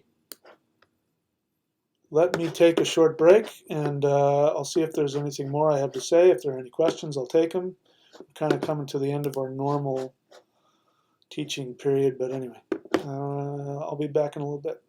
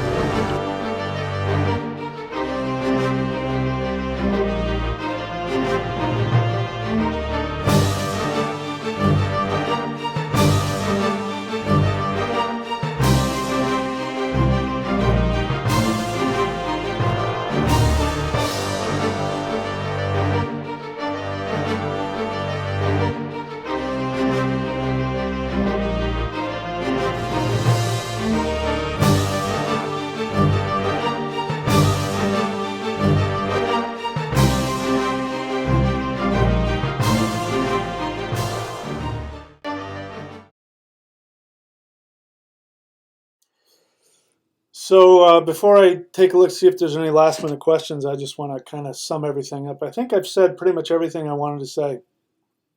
Uh, and I kind of want to just kind of stitch up this last little part. I think what happened is that um, you had this Gnostic, messianic religion among the Jews who were an oppressed minority and who had given up hope of ever having, their own country and their own life and their own religion back. I think they had given up hope on their own religion, which promised them to be, the chosen people who were going to rule the earth under Jehovah. I think they had given up on that and felt that Jehovah had abandoned them. They were hopeless. They were feeling victimized. And I think that created I think they started on a good path, which was the idea of what I'm saying, which is listen to your soul and follow your soul. And I think they kind of lost track and got a little too uh, extreme with it because they were in a victim mode. And victim mentality will get you stuck in your intellect, and that's what the intellect wants to do. It just wants to keep hashing things and really getting super, you know, uh, super extreme and constantly trying to pick things apart. And I think what happened is that since the rest of the Roman world, the majority of people, even if they were Roman citizens, although by that time there weren't a lot of Roman citizens, there were just a lot of Roman elites running around oppressing people and taking their, their culture, their language, and their resources away from them, that it became really attractive. And it became attractive to the Roman elites who, like modern Western white people, look at Native Americans and have this white guilt that they project onto them. And so they want to be like Native Americans. And what do? They appropriate what they think Native American religion is and they put it on and they pretend to be shamans. And all it does is it's really, they accomplish nothing and they end up really offending, whatever Native Americans see them doing that shit. I think you had all that same thing going on. So you had a lot of people wanting to be oppressed Jews. And so they wanted to be Gnostic Christians. And what ended up happening is that the Roman Empire then saw, because this religion was starting to spread, and of course Constantine himself became a Christian, they saw an opportunity to take that and to make it even more extreme. They rewrote whatever gospels that they had. I think the Gospel of Thomas was probably the fabled Q, which they say there's a theoretical, base gospel from which all the other gospels were written. I believe that the Gospel of Thomas, if it wasn't that, it represented that. And I believe that this guy Yeshu ben Pandera, however his name is pronounced, who was called Yeshu HaNotzri, Jesus the Nazarene, I believe that he started an oral tradition that over decades among people, who were the lower class, they started creating this religion, and they created this Gnostic religion of this Jesus the Nazarene, who went around preaching the kingdom, which is the kingdom is inside of you. Forget about what's out there. Just go inside and connect to the true. This is why Heavenly Father, because there's the Heavenly Father in Gnostic idea, which is the true Spirit Father, and then there's the demiurge, which would have been Jehovah, which is why Jesus is seen as somebody who's coming to destroy the law. That's why he's walking through telling people, this is the hypocrisy in the Jewish law, because he was an ascetic and he was a Gnostic who wanted to reject the old Judaism and create this new Messianic Judaism, which was about asceticism and, looking within and all that other stuff. And I think that the Catholic Church then took it, rewrote the Gospels to fit their literalist view. They turned Jesus the Nazarene into Jesus of Nazareth.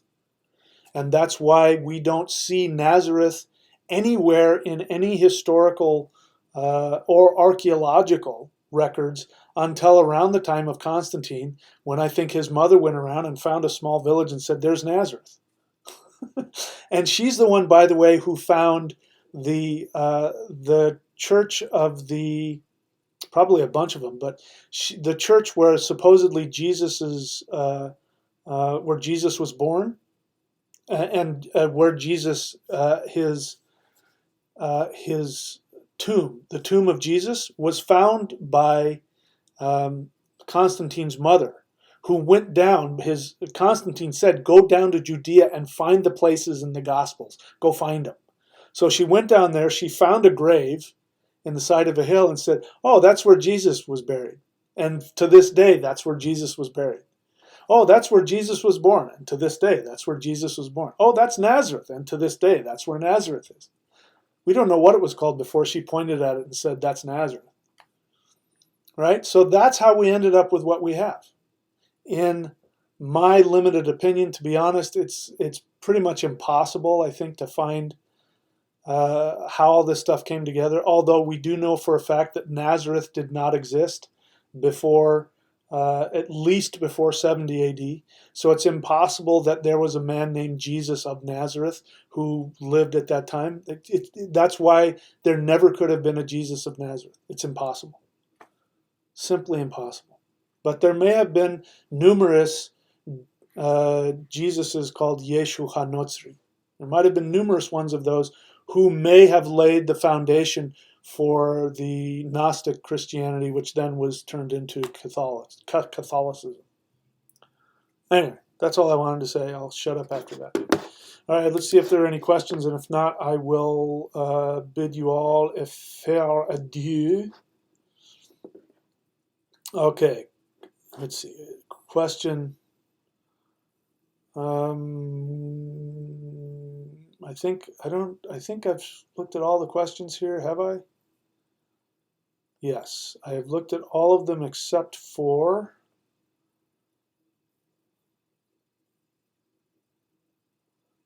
Athena's son. When making your own runes, is there a size dimension that you should stick to? No. Do whatever. You know, our ancestors used to cut square things out of bark, but that's all that they had. They didn't have anything else. So do whatever the hell you want. I've used these. It's a card with runes on it, and they work just fine. So go, if you want to really empower one, make them yourself in whatever way you want, is my suggestion. Let's see. Blaxican question: why was December 25th chosen for Jesus' birthday? Because December 25th is an arbitrary date that we pick for the winter solstice. It doesn't always land, on December 25th, but it's around that time. And so the pagan, the polytheist traditions around death and rebirth, the Catholic Church they couldn't get rid of those pagan beliefs, so they just took it over and said, "Oh yeah, that's when Jesus was born." And so they turned it into a Christian holiday. That's the only reason. Johnny Delgadillo question: is jumping for our desire, even if it's a failure, worth jumping for? Yes. But why would you ask that question?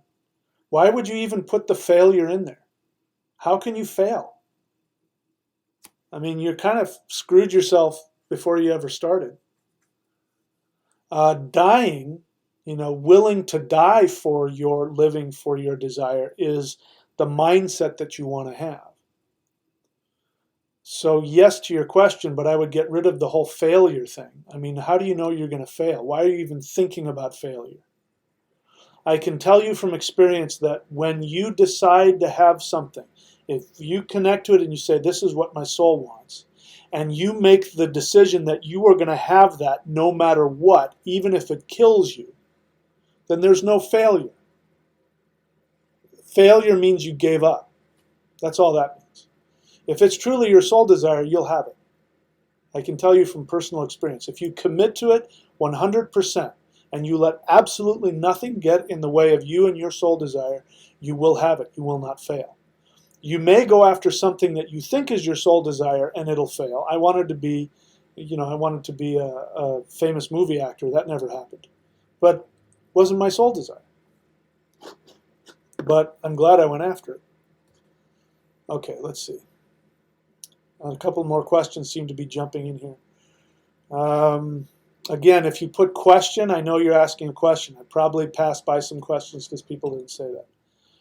Zachary Morris, you didn't say question, but I can see you're asking a question. What about the events of the Bible taking place in England? There are no events of the Bible taking place in England. I don't know what you're talking about.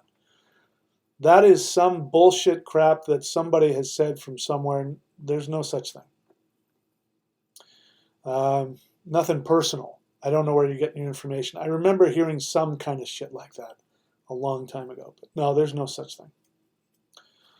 Black Knight, Jedi Black Knight question. I see a North Star meditation exercise taught by you. I don't teach a, do I teach a North Star meditation? I do teach a Heaven Earth meditation, which means connecting to the North Star. But I live in the southern hemisphere where the North Star can never be seen. Should we then focus on another star instead? No.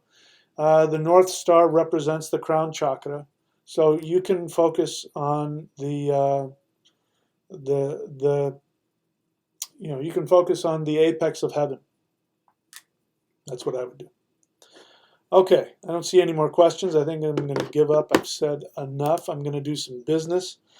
If you want a Vedic reading from me, go to astrology.thunderwizard.com. I will be able to give you information that will show you some very practical, not just airy-fairy stuff, some very practical things that will help you find out what your soul desire is. That's a whole other thing, by the way. Soul desire. If you want to find out what your soul desire is, go to career.thunderwizard.com and get a session with me. But I can help you in the Vedic reading to find a lot of things that will help steer you in the right direction and help you find rituals that are in your chart. There's a very specific ritual in your chart which will connect you to a planet and a deity that will help you get into your unconscious mind and pull out from your unconscious mind what your true soul path is. I can help you with that. Go to astrology.thunderwizard.com. If you want to be certified by me in the Vedic astrology that I teach, I'm not saying Vedic astrology in general. I have a very focused niche kind of reading that I do, and I will teach you how to do the readings that I do. Go to astrologycertification.thunderwizard.com. The price for that is going to be going up soon because I'm still doing the last reading, the last videos for the second level of certification. I'm not done with that. As long as I have that, you can get a package and get them both for a cheaper rate. But once that is its own little thing, then they'll both be separated and it's going to be more expensive. So if you're thinking about it, go do it now before I raise prices. By the way, that's the case for everything. There are people I know that wanted to be apprentices that can't be because they were waiting. And I got so busy that I shut off. There's no more apprentice spots in terms of working with me personally on a weekly basis. I've shut that off because I don't have the time. And I know there are people that were waiting and they wanted to wait. And I know that people do things like, well, I'll get a reading from him when he goes back and does a special. And you're going to be waiting a long time. I'm telling you, this is another thing about going after what you want. Don't let, $100. Yeah, it blows my mind. People will go, oh, that's too expensive. I can't afford $100. Yet they have a cell phone and they have a car that they have payments on and they have, television that they pay for. It just amazes me. You're not going to spend, $100 or something, or $100 is too much, or 200, whatever it is I'm charging now. Don't waste your time on that. Go get what you want. Seriously, the more popular I get and the more busy I get, the more expensive I'm going to get. So, it's, get it while you can, because it's going to get more expensive. Let's see, what else?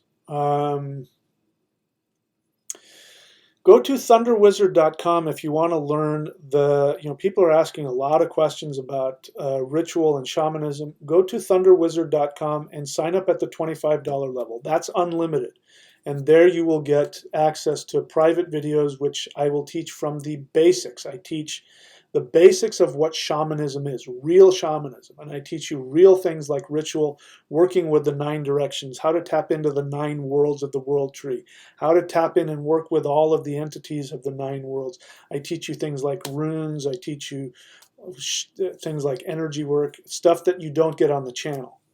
Go there for 25 bucks a month. You can have that. By the way, if you want to support the channel, and you're not looking for one of the specific things that I offer, but you want to support the channel, just sign up at the $25 level. That is the best way to support this work, and to, that is what gives me the ability to do this, to talk for 3 hours. I've been studying this all week. So when I haven't been working with clients, I've been walking on the beach, or I've been studying things or thinking about things, just so that I could come and do this talk. So when you support my work, that's what you're supporting. You're supporting me going out and being able to, do what I need to do to come and take this huge chunk of knowledge and try and cram it into 2 hours. Okay, so I think that's it for me. Yep, I think that's it. So yeah, if you're not sure what I offer, just watch the little movie at the end, and you'll have what you know. I'll take one last look to see if there are any worthwhile questions. Johnny Delgadillo, I paid for the $250 level, still haven't heard back. So Johnny, I think I emailed you that. If your email is different from the one that you have on that came through PayPal, then I can't reach you. So email me at info@thunderwizard.com. Give me your PayPal receipt number, and I will get the link out to you today. Okay. Swift Data asks, what about Christ consciousness? What about it? That's not a question. What do you want me to say? I think it's some bullshit word that was made up and has been used in all kinds of different ways to mean absolutely whatever the hell people want to, they want to talk about awareness. They go, oh, Christ consciousness. It's just some bullshit word that's thrown around. I don't put any value on that word, on that phrase. Let's see.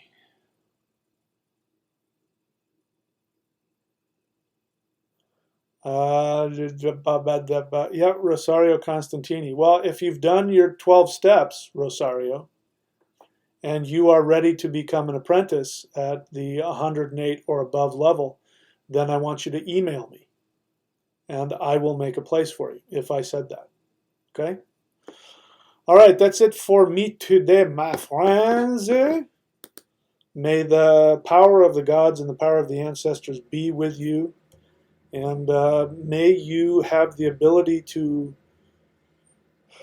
defrag your hard drive, get yourself aware of how you have been programmed by our culture, which has been programmed to make you into a victim, make you into a zombie for at least the past 2,000 years, depending on where your ancestors come from. If you're lucky enough that you didn't grow up in the Western world, then hopefully this will help you see how that victim mentality that came about around 2,000 years ago, how it's slowly penetrating into the whole world. Even traditions like, in China and in India, they're being sort of slowly infected by this mentality that overtook the Western world 2,000 years ago. And my hope is that you will be able to take a look at that and get your power back, which is that you are infinite. You are a God on this earth, and your ultimate state of being is to be 100% human and be able to intend your happiest reality. That is the highest that you are meant to achieve in the physical body, and I recommend that you do that. So unlike the Gnostics who say forget about the body, the physical world is evil and it's the true, fuck all that bullshit. This physical reality is how your soul has decided to come and have as much fun as it can have. Because you will die, and if you don't stop incarnating in this lifetime, you will eventually stop incarnating. And you will look back and say, you know what, I wish I had just spent more time having fun down there. That was a lot of fun. There's a lot of fun to be had on that planet Earth. And I want to have as much fun as I can. And my belief is that's the highest that you can achieve. There's nothing more spiritual than that. There's no moment more spiritual if you're sitting on the toilet, or if you are having the greatest meditative experience of your life, or you're having the best sex of your life, or you're surfing the greatest wave. It's all a spiritual experience. All of it. There's no part of your life that is not spiritual. And the question is, are you wasting your time with a bunch of intellectual victim mentality bullshit, or are you fully in your feelings and in your body, enjoying this life and going after everything that you want? That is my message of the kingdom. I agree with the Gospel of Thomas. The kingdom is within you and all around you. There's no place to go. The kingdom is whatever you make of it, right here and right now. And you can have Valhalla, you can have heaven, you can have nirvana, you can have all of it right here and right now if you make the decision to go after everything that you want and don't let anything get in your way. Then you won't care. You won't need to live this life. You'll enjoy it. I love this life. And I'm going to squeeze every ounce of fun I can out of it. So that's it. All right, my friends. Until next time, have a good weekend.